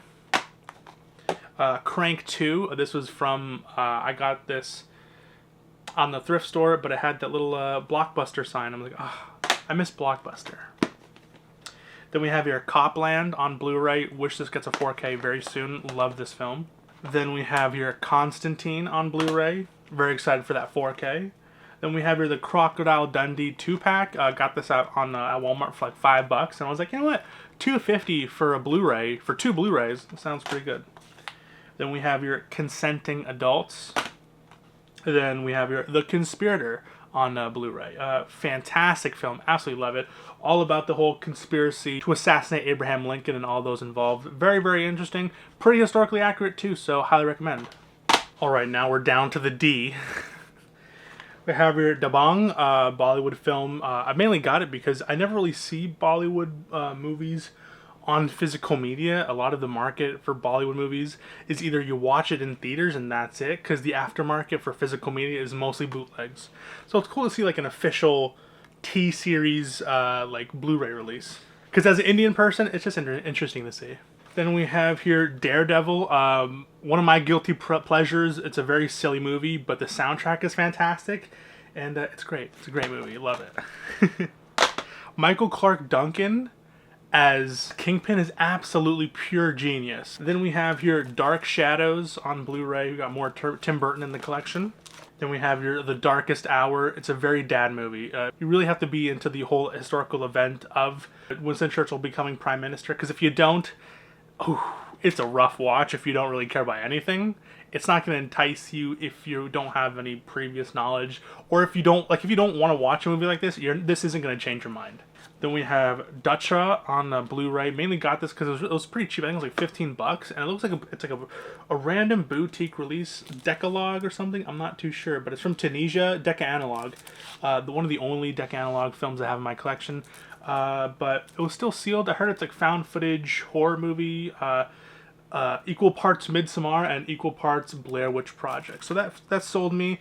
And if I'm supporting like a new company and like, what's it called, Arab filmmakers, I'll support that. Next we have here is Dawn of the Dead on Blu-ray. I enjoyed this movie. One of the better horror remakes, especially again those horror remakes catering to modern audiences. I think it does it really well here. Then we have Day of the Dead. Choke on it! Choke on it! And then there's a spoiler on the front. So, but love this movie. Absolutely love this movie. And I like this. It's like a Japanese Blu-ray release. It has like a VHS style to it. I've never heard of this company. I tried Googling it. If you guys can, it's called Pony Canyon. I really don't know, but it looks really, really cool. And I couldn't find the Scream Factory anywhere. Found it with a slipcover. I think it was like 15 bucks, so decided to pick it up. Then we have The Day the Earth Stood Still. Got it for very cheap. It was on clearance. Haven't seen it in such a long time, but it also does come with the OG movie. So 2 movies for less than $3. Count me in. Well, it's 1 cent less than $3. But then we have here Daybreakers. Huge cast. Never heard of it. Like a vampire hunting movie. Crazy. Willem Dafoe. Crazy. Sam Neill. Shit. Then we have your Death Race remake. The Death Wish remake, which is actually pretty good. One of the last actually decent Bruce Willis films. Then we have your Defiance. Love me some Daniel Craig. Demolition Man. Den of Thieves. Oh, love this movie. I need to check out the sequel, but dude, Den of Thieves, it's like they basically ripped off Heat, but like in the best possible ways. Oh, Den of Thieves, love it. Then we have here The Devil's Double. Didn't really like it. Mainly got it for the slipcover. I enjoyed the premise of it, and I was really intrigued to get it when I got it for like $5 at the thrift store. But because it's about the whole thing about Uday Hussein, so Saddam Hussein's son, was very elaborate, and he was always getting himself in assassination attempts. So they basically kidnapped someone, gave him irreversible plastic surgery to look exactly like him. I think it was his like school friend who people used to say that, oh, they look the same. He remembered that and then kidnapped this guy, and then basically he would do public appearances for Uday Hussein, and it's an absolutely insane story. You should check it out. Then we have here the Die Hard quadrilogy. We have here Die Hard 1, Die Hard 2, Die Hard with a Vengeance, and then Live Free or Die Hard. And then we have here A Good Day to Die Hard. The Dirty Dozen, fantastic war film. Love this movie. Disaster Artist. I watched this movie before I even knew what A24 was, and it was great. The theater reaction was crazy. Then we have your Django Unchained. Hopefully this gets a 4K very soon. Donnie Brasco, fantastic mob movie. Highly recommend it. Drive on Blu-ray. The Blu-ray transfer looks so good. I'm like, I can't even imagine spending like $70 on a 4K when the Blu-ray itself here looks really good. So I decided I'm just going to keep the movie. It's a great movie. I think the whole movie is misinterpreted by like pro-alpha chads, but it's a fantastic movie. We got The Drop, the last ever James Gandolfini movie before he passed away. Have to rewatch it. I did enjoy it in the first watch, but I got on Blu-ray here to rewatch it. Then we have here Dust in the Wind. I believe this is a Chinese release, I believe, or a Hong Kong release. I'm not too sure. But it came from a box set, but it was separated for some reason. So I have here Dust in the Wind. I got it because it was like a couple bucks, and it just looked like a really interesting release. And then we have here Elf on Blu-ray, modern Christmas classic. It's really hard to make, because whenever people make Christmas movies, or during the Christmas time, a lot of people will go to their old faithfuls. So it's really interesting to see like a modern film. Well, it came out 20 years ago, but this is become into the zeitgeist of Christmas classics, and it's cool to see one of those films that are released in your lifetime that are one of those movies. Santa! Then we have your Enemy, more Denis Villeneuve. Hopefully that gets a 4K soon. The First Equalizer, love this movie. Watched this in the theaters. I watched this multiple times in the theaters. Fantastic action. Denzel Washington is such a badass in this. Ah, great. Then we got here Equilibrium on Blu-ray. We watched this in class for a philosophy class. Very interesting. Then we have here Escape Plan. Got this, another movie that I got during the original HMV closure clearance sales. So Escape Plan. I like how it has a sticker that says it only contains the Blu-ray. Wish they did that for 4Ks now, where it says, guys, it only contains the 4K. And then make it cheaper, please. Then we have here the final Kubrick film, Eyes Wide Shut. We have here still a sealed copy of Fight Club. Then we have here The Fighter on Blu-ray. Then we have here the first 2 Kill Bills on Blu-ray. The transfer looks pretty good on this, so to justify spending $40 each, it's a hard sell. But again, not the hugest fan of it, so I'm pretty satiated with the standard Blu-ray. Killer Elite. The Killing of a Sacred Deer. Whoa, am I on K? I think I skipped ahead. The Florida Project. I think I messed up my order, but it's okay. You guys don't mind, do you? Then we have here The Fly on Blu-ray. Made a custom slipcover for it. One of my favorite Cronenberg films. Absolutely grotesque. Such a fantastic, again, modern-ish horror remake. Those horror remakes of the 80s were fantastic, and this is one of them. Then we have For the Sake of the Vicious. This is actually my brother's first ever Blu-ray purchase. He interviewed the director for his college project, and so he bought his movie to support it. Then we have your The Forbidden Kingdom. Haven't heard many things about it. I remember seeing this at the rental store every single time I'd go there. It'd be on the display shelves, but it sounds crazy. Jackie Chan and Jet Li. Then we have The Founder on Blu-ray. Then we have The Four. 2, I guess. I don't know. I got this for really cheap at the thrift store, and I thought, oh, this looks like an interesting release. Like it's very interesting because it's like you open it like this, and then it's like that, and then here you have the movie, and it just like slides out like that. Very, very interesting and innovative packaging. So especially for a Blu-ray. So I don't know if this is a foreign release because it's region A. But I don't know, in China, do they have Region A? I'm not too sure. But yeah, I love me some Chinese action films because they put a lot of effort into the hand-to-hand combat, so that's mainly why I picked it up. Then we have your Fracture on Blu-ray. Fantastic. The dichotomy between Anthony Hopkins and Ryan Gosling. Fantastic. I just love when people are I love interrogation movies. Then we have here easily one of my favorite horror films of all time, and that is Freddy vs. Jason. This just means so much to me.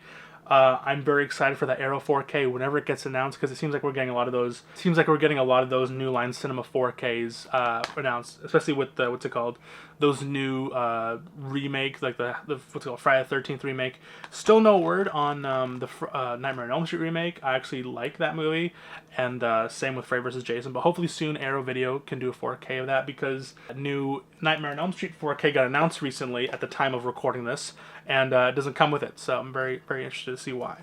Then we have here the very highly touted French Connection. I remember a lot of people were reselling the shit out of these because it censored a few racial slurs. It didn't really do much when it came to the actual... I mean, still censorship, but it didn't really take away from the story of this movie. But yeah, French Connection, William Friedkin made a custom slipcover for it because it was rare to find the actual movie, let alone the slipcover. Found on Amazon for like $13, so I don't think it's that rare anymore, but I have to get the sequel now. Then we have here the Friday the 13th collection. Got this at Walmart for like $20, $30. Definitely worth it. Huge set. It comes with a lot of great films. The first 8 films, love most of them. Not really big fan of Jason Takes Manhattan, but give me everything else. But yeah, love these movies. Absolutely just love these films. Creative kills. Did it run its course? Yeah, of course, but like there's still a lot of charm to it. Each movie feels kind of different in the sense that it's the exact same plot over and over and over again, but there's still different things that add more innovation to it. I prefer this over the Nightmare on Elm Street franchise because it's just more consistent. Because for the Nightmare on Elm Street franchise, there's like a 10, like the first movie is a 10 out of 10, no doubt. The seventh is great, and then the Dream Warriors is fantastic. But everything else in between that, not a big fan of those. But these movies are more rewatchable in my opinion. I just prefer these over the Nightmare on Elm Street movies. Hot take. Then we have here the Friday the 13th remake, the Killer Cut. Honestly, not too bad. The writing for the characters is really, really stupid. None of the interactions between human beings make sense. They're just overtly rude to each other, and it just makes no sense whatsoever. But Friday the 13th, the remake, that got a 4K recently too. Then we have From Dusk Till Dawn on Blu-ray. Half Quentin Tarantino, half Robert Rodriguez film. All great, all weird. Like that weird scene with Juliette Lewis's like close-up of her feet. It's weird. And the whole scene where like Quentin Tarantino writes that Salma Hayek needs to put her feet in my face, in my mouth. Oh, it's a little weird knowing that he has a foot fetish, and it's in that character. It's like, it's a little weird. Then we have Gangs of New York, a very ugly looking Blu-ray, so hopefully we get a 4K, because this is damn near unwatchable on Blu-ray. Very, very like bad Blu-ray. Like for some reason, I don't know why it looks so bad. But then we have Roman Polanski's The Ghost Rider. Not really into many Roman Polanski films, so when I saw one on very, very cheap at the thrift store, starring Ewan McGregor, Pierce Brosnan, and Kim Cattrall, mainly got it for Ewan McGregor, but yeah. Then we have here The Girl on the Train. I thought this was like one of those spin-off movies of like The Girl with the Dragon Tattoo, but I was mistaken, I guess. And then we have here The Girl Who Played with Fire. This is the sequel to The Girl with the Dragon Tattoo. Speaking of, we have here David Fincher's The Girl with the Dragon Tattoo. Hopefully we get a 4K soon. One of the best American remakes of foreign films. And dude, David Fincher is just so good. Oh my gosh, love me some David Fincher. Then we have here The Golden Compass. Got this because I remember watching. This was like one of our field trips as a kid to go watch this movie in the theaters. So I'm just mainly got it for the nostalgia purposes of it. I was 9 years old when this came out, so I was like, oh, might as well get it again. I remember being blown away by like the CGI of the polar bear. The CGI here is actually really good in this movie, and it's very innovative and creative, so that's why I mainly picked it up on Blu-ray. Then we have here more David Fincher. We got here Gone Girl on Blu-ray. Then we have here Good Time. Love this movie. Made a custom slipcover for it. Fantastic. Then we have here my easily top 5 greatest films of all time for one of my favorites. Good Will Hunting. Such a good movie. Oh my gosh. Then we have your Gran Turismo. My favorite Wes Anderson flick, and that is The Grand Budapest Hotel. Very quirky, very enjoyable, very heartwarming. I love this movie. Then we have here Gravity on Blu-ray. Mainly got because like, oh, I have an OLED. Let me see how Gravity would look like on Blu-ray. So pick that up. Then we have here The Great Buck Howard. Know nothing about this film. Has a stacked cast to it, and decided to pick it up. It was like really cheap on Blu-ray. A lot of these Blu-rays are blind buys because they're like $1 or $3. Like they're really cheap. So if I want to check out a movie and I know I'm really kind of interested in it, I'll just pick up the Blu-ray because it's a lot less of a hassle than to go through the streaming services or to find a link or something like that. I'd rather just pick up the Blu-ray. It's a lot less hassle, and I enjoy having a full collection. So yeah. Then we have here the Steven Spielberg 3-pack. We have here The Goonies, Gremlins, and then Gremlins 2. Got it with a slipcover. I think it was like $10 when I got it at Walmart. So I was like, you know what, that's a pretty good price. I already have Gremlins and The Goonies on 4K, but Gremlins 2, the new batch, on Blu-ray. And yeah, very nice. Then we have here Grudge Match on Blu-ray. Like, what if Rocky faced Raging Bull? Not a very good movie. There's too many, like, aren't you guys old? Like there's too many callbacks to that same joke, and I just really don't care about it. And then we have here the remake of Hairspray. I mainly got it for my mother because she loves this movie, so I decided to pick it up. It's the 2 Shake and Shimmy edition. So yeah, John Waters remake. I heard good things about it, and I heard like it's like really highly rated. And I just love that the discs are like records, so that's really cool. Alright, and here we have a Canadian exclusive 2-pack of Halloween and Halloween 2. Now, I believe currently the only way to watch, I'm not too sure actually about that big bonus box set from the original Scream Factory or the Alpha Bay or Anchor Bay release, but this is the only way, I believe, to watch the theatrical versions on Blu-ray of the Halloween Rob Zombie remakes. Significantly better. I hate the Rob Zombie uncut versions. Just unnecessarily, it's just like when you write a story where like Michael Myers is the most morally sane person, it's just weird. A lot of character assassination from Loomis. It's just why would you change up so much? Like, I get like trying to make a new different take on it, but just make a new goddamn movie. I think it would have been suited better if he made a Texas Chainsaw remake over a Halloween remake. But I guess, I don't know, I mean, he made a freaking, what's it called, Munsters remake, so I'm assuming they're still going to give him properties to remake. But that movie, I think, flopped really hardly, so I don't know about that anymore. Then we have here Happy Feet on Blu-ray. I never knew that this was a George Miller film. Like, the guy who made, what's it called, Mad Max? Like, his other movies have rape scenes, and then he makes a child movie. Very, very interesting. But yeah, one of the first movies, I think, to have, like, that digital kind of camera work where they made planes of it, and then they had like a what's called a CGI plane, and they used literal camera movements because it's a mockumentary, right? Or at least it's filmed in that way. It's really, really cool. Very innovative, very creative. So that's how you can tell it's a George Miller film, because there's a lot of creativity behind it. Then we have your Hardcore Henry. Very interesting film. It's like a Crank style movie, but all in first person. I would recommend it. It's pretty interesting. I love when people take more creative liberties with their films instead of just making a generic action film. You can make a generic action film, but like have it in like a one-shot take, first person. It's really cool. Then we have here Birdman, Alejandro Iñárritu, a film, fantastic. I saw it after watching The Revenant, and I was like, dude, this guy can't miss. And those are the only 2 films I've seen of him so far, so I need to delve up my Iñárritu collection.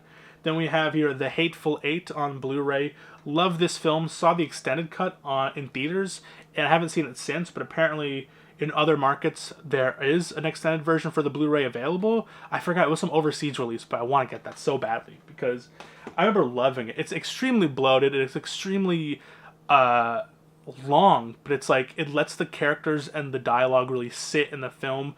It's such a homey film. Like it's a comfort film for me because it's not fast paced, it's not intense, but there's like intense scenes with the dialogue, and it's like this is where Quentin Tarantino's writing really shines, and like it's one of his best examples of how he can create a scene where the majority of the film takes place in one scene, but through the masterwork of his character dialogue, fantastic. Then we have here the complete first season of Hell on Wheels. Big recommendation. Love this first season.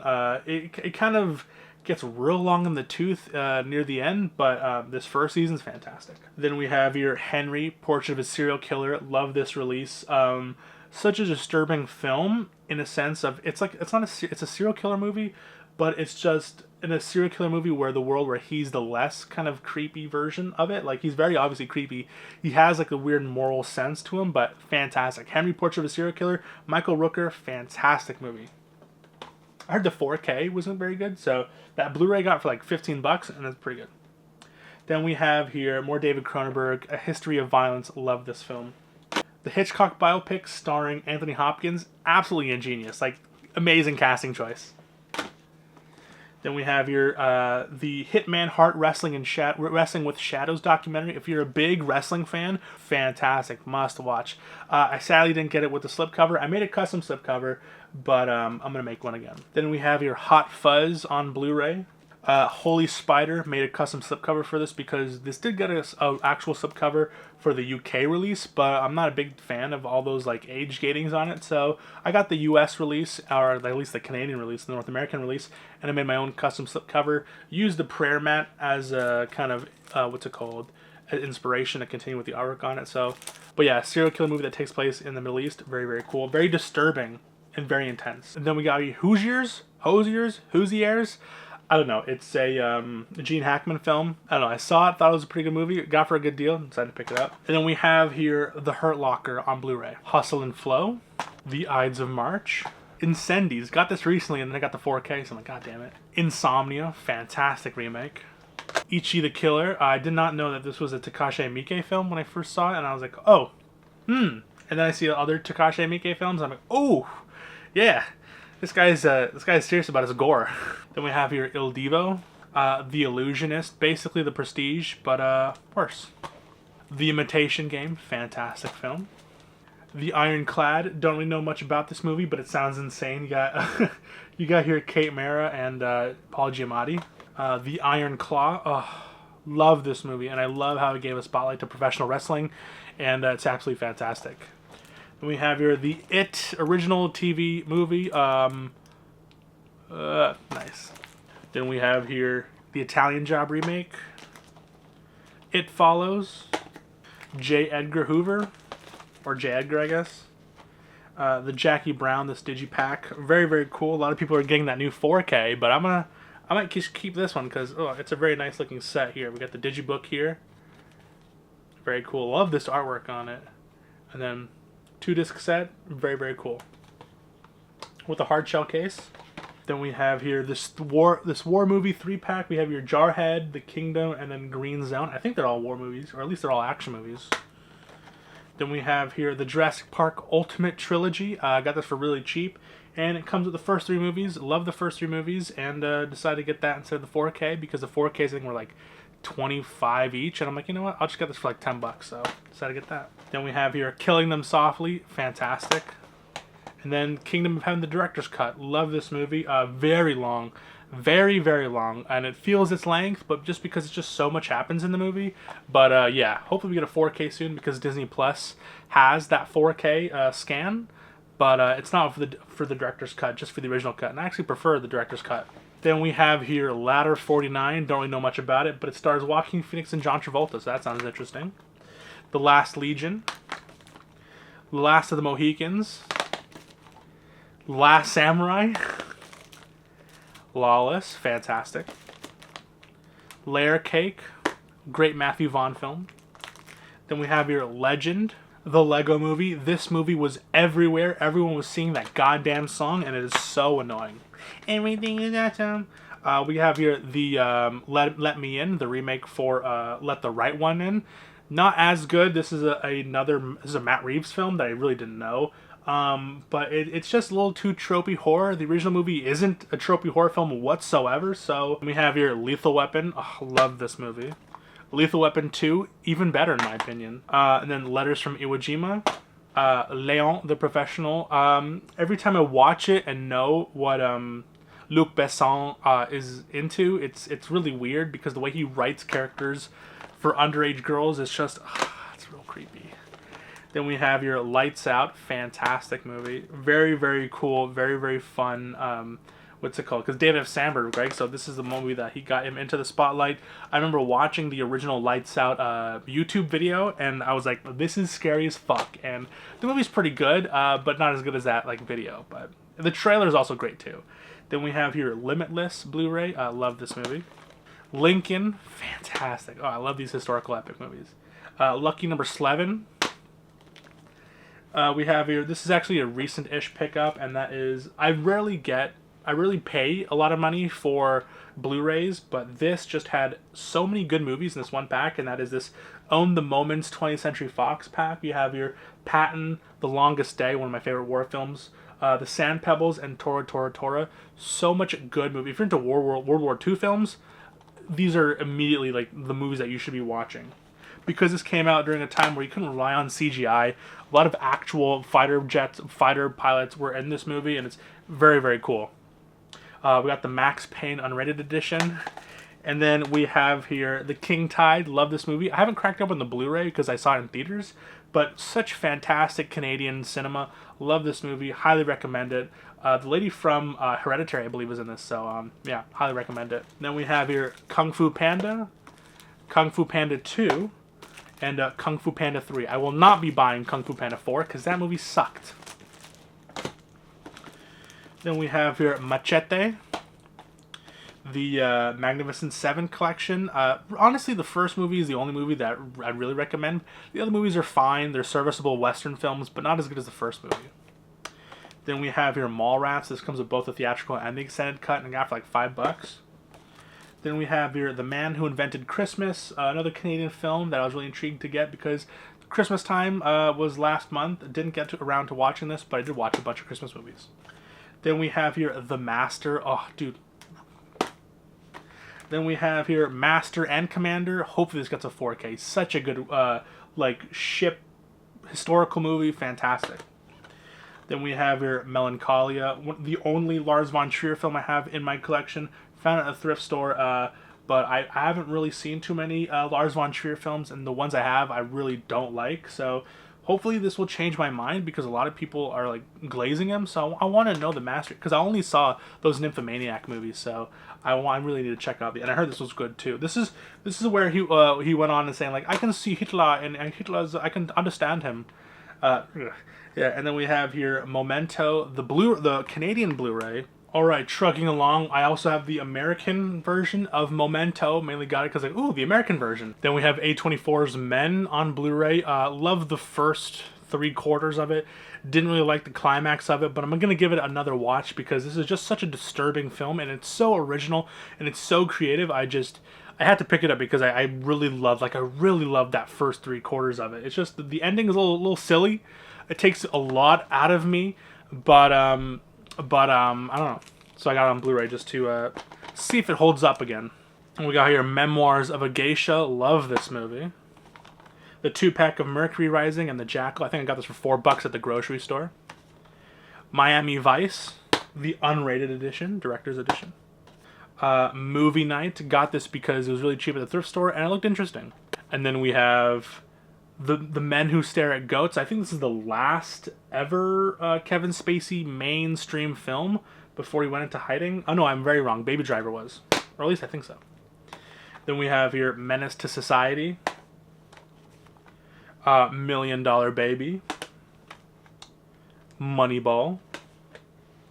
And A Monster Calling. Now this got flamed by South Park, and that is The Monuments Men. I enjoyed this movie. I thought it was fantastic. But again, I'm a history buff. I love movies surrounding the war that doesn't necessarily have to be a war film to be around the war. But I love this movie. Stat cast, great performances. But it's definitely not a movie for everyone because it is very boring. But I like boring movies sometimes. Then we have here Mortuary. Got this at the game store. Tobe Hooper film. I really haven't seen many Tobe Hooper films besides the Texas Chainsaw movies and then that what's it called, the Carnival or whatever it's called. But yeah. Then we have here A Most Wanted Man. Philip Seymour Hoffman. Rest in peace. Then we have here Moulin Rouge.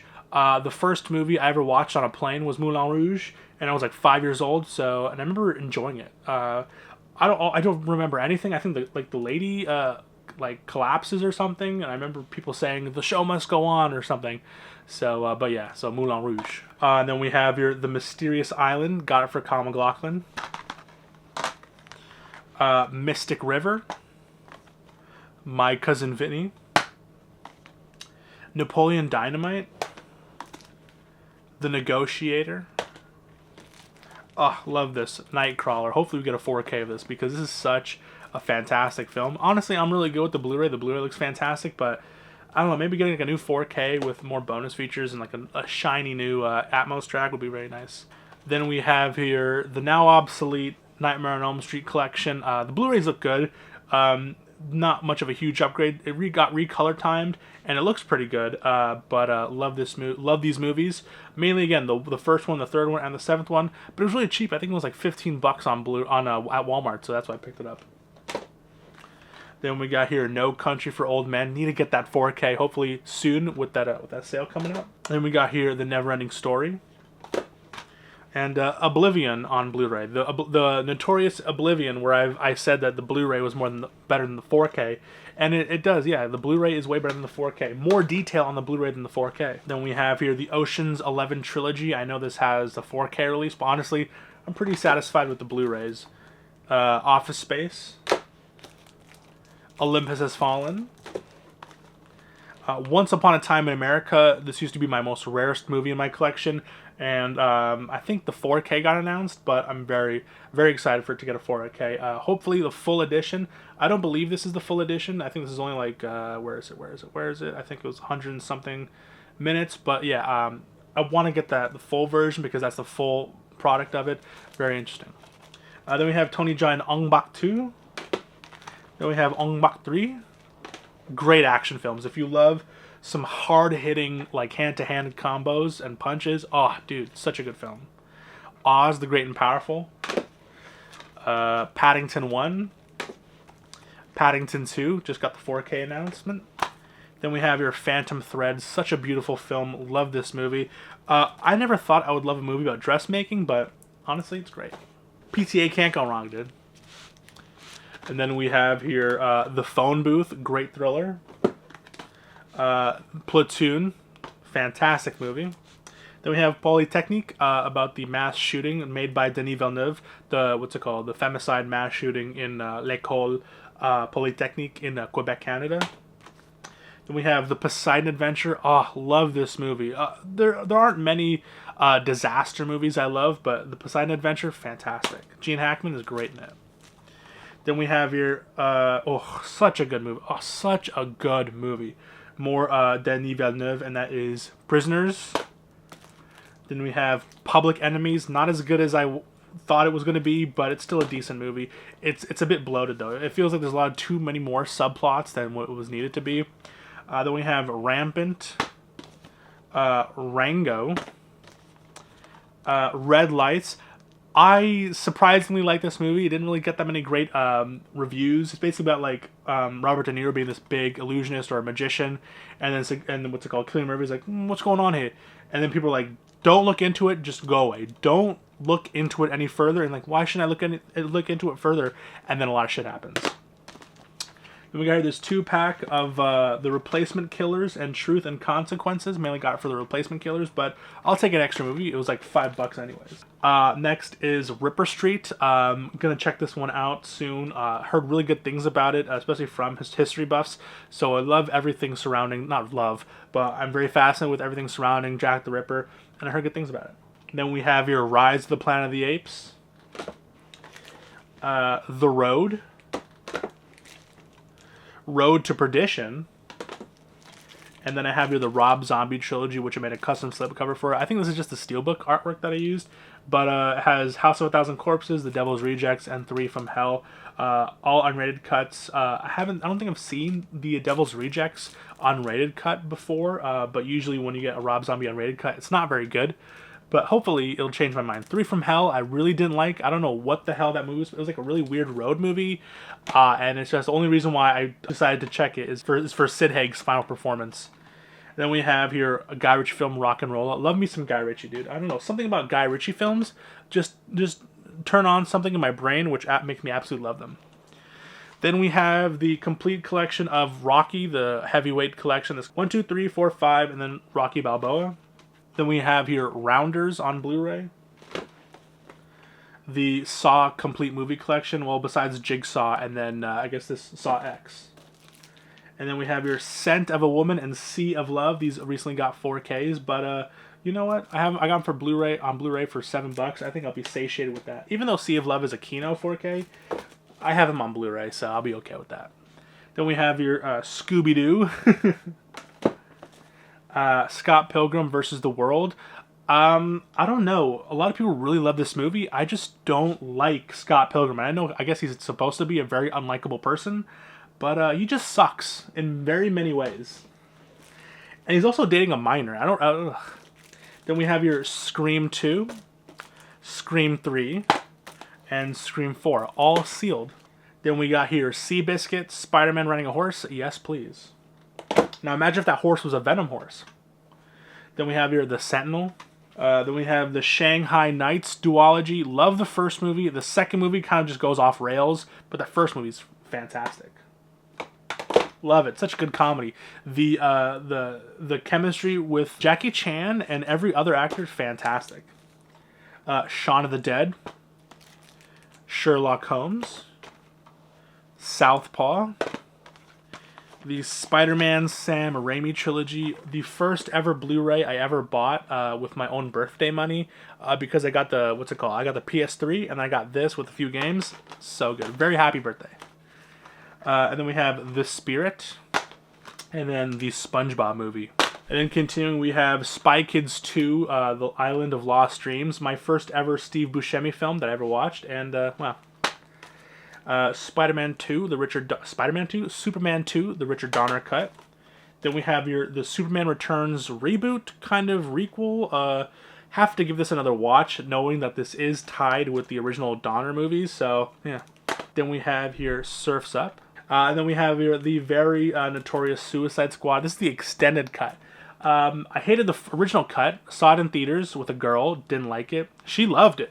But this is the extended cut. Alright, and the last two stacks we have here. We're almost done, guys.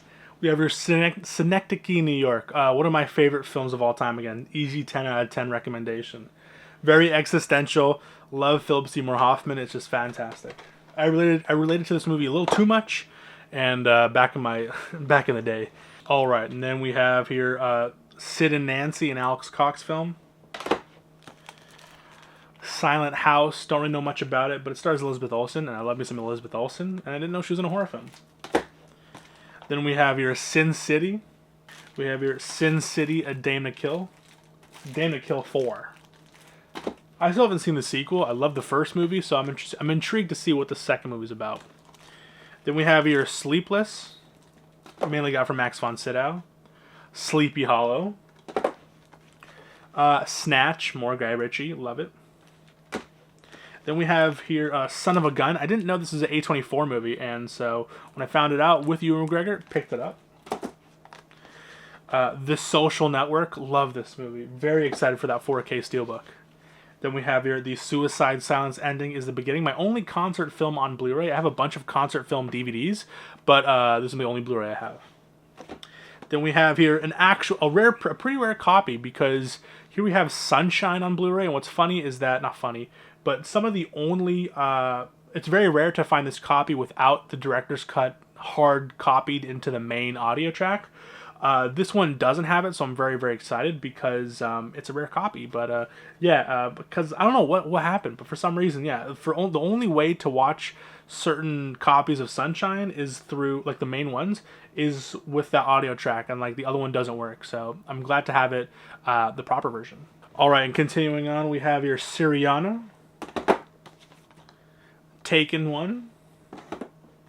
I was looking at Taken 2, but I didn't really hear good things about it. And then we have here The Taking of Pelham 1, 2, 3. Ted. The Terminator. We got T2 Judgment Day. Superior image quality over the 4K, in my opinion. We got Terminator Salvation, the director's cut. Still have yet to see this. I wonder if it is as good as all of the gripe and all of the shit that Christian Bale put his cast through. Then we have here a pretty rare movie too, which is the Texas Chainsaw remake. Love this movie. What a disturbing, like, if you had to make a modern remake, again, of a classic film, I think that's how you do it. Take some modern inspirations, use the set design, use that creepiness of it, add some modern gore to it. It's pretty cool. Then we have your Time Bandits on Blu-ray. Got this for cheap too. Tombstone. Love it. The Town. The Toxic Avenger. I know this has a 4K set, but I mainly only like the first movie. And it's such a crazy movie. Then we have your Traffic on Blu-ray. And then more Canadian movies. We have your Trailer Park Boys, Countdown to Liquor Day. Every time I say Trailer Park Boys, I have to say Trailer Park Boys, like the actual, like a Canadian. Alright, and the last stack of Blu-rays, we got here Train Spotting. The Transporter. The Transporter 2. Love these films. Some great hand-to-hand combat. Troy, the director's cut. True Grit. Prefer this immensely over the original, in my opinion. Then we have here The Natural Born Killers and True Romance. I already have Natural Born Killers on 4K, so I have this more as a True Romance. Then we have here Zero Dark 30. Valkyrie.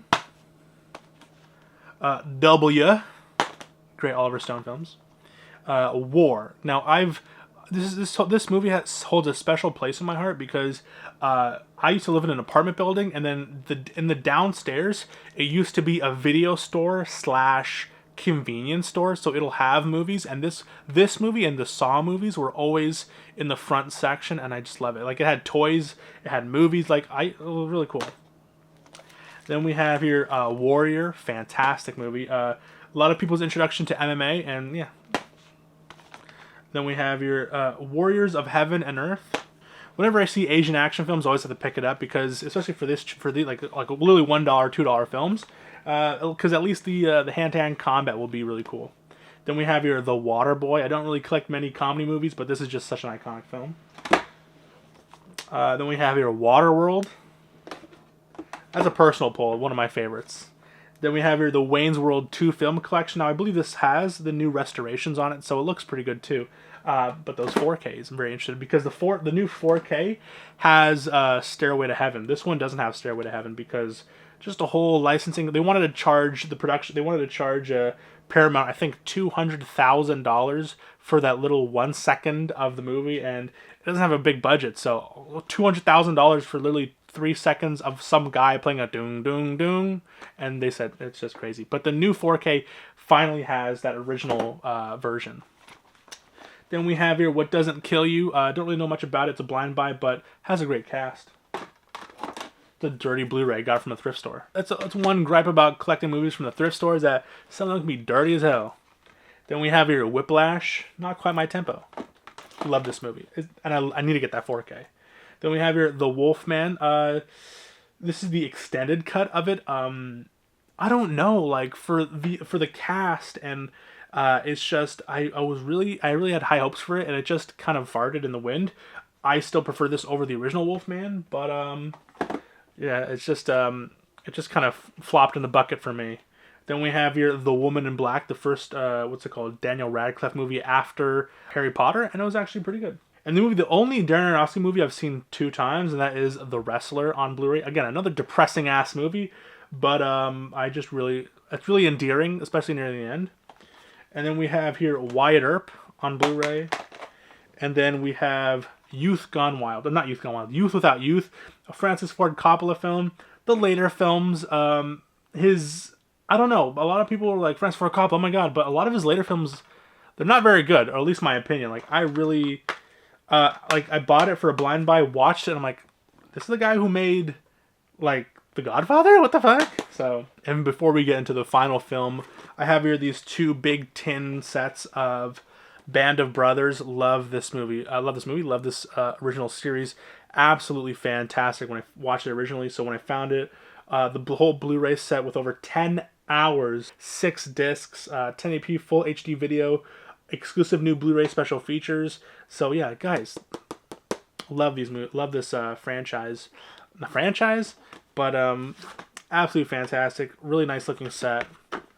Very, very cool. And then I have the sequel, I guess, kind of, and that is The Pacific. Not as good as Band of Brothers. I think it's still good, though, but it just doesn't hit the same. But love these tins. And then the final movie in my Blu-ray and 4K collection, that is this foreign UK copy of Zodiac on Blu-ray. The only reason why I'm keeping this, because I have the 4K, which has so many bonus features and all the good stuff. It's just, I love the art design around it. I love how it's the envelope, and I love how it just integrates within it. I don't like, because it's the UK, it has this sign that kind of ruins it immediately. But I just really love, I don't know if this is from the UK. I think it's like from Finland or something. I don't know, but it's in region A. So, but yeah, love this movie. And yeah, love Zodiac. So when I found this, it has like the envelope style on it. I just love this insert. Dude, absolutely fantastic. And so that was my entire Blu-ray and 4K movie collection. It's been a few years. I've been collecting seriously for 4 years, and it's been such a wild journey. I have documented my entire journey through YouTube, so thank you for being around and sticking around. It was a colossal video to make, and it's been even more colossal to edit this and to hear my own voice talk for over hours and hours and hours. I lost my voice after doing the Blu 4K, so I took a few days off to record this part. But if you're here at the end, thank you so much. Thank you for supporting me. Thank you for, we're almost reaching that 3,000 mark, and it's been such a wild ride, and I couldn't have asked for a better community to support it with than the physical media community. I talk my shit, but at the end of the day, I love physical media, and I love buying things that I love. And I know it sounded like I was talking a little bit of shit about the movies in my collection, but sometimes it's nice to have good movies and bad movies and just knowing what you like and what you don't like. And if you have to buy it, then that's how you find out. But again, that's when I was buying everything. So as you can tell, there were different segments of collecting eras, and it was really nice to reminisce about all the movies that I have in my collection. So that was today's video. If you reached the end, if you enjoyed it, please make sure to leave a like and subscribe. I've been Mason from the Mockbuster YouTube channel. Please have yourself a good day, night, evening, afternoon, morning, whenever you're watching this. Please stay safe and God bless. Peace, cheers, long with physical media, and I bid you a fondue. See you guys.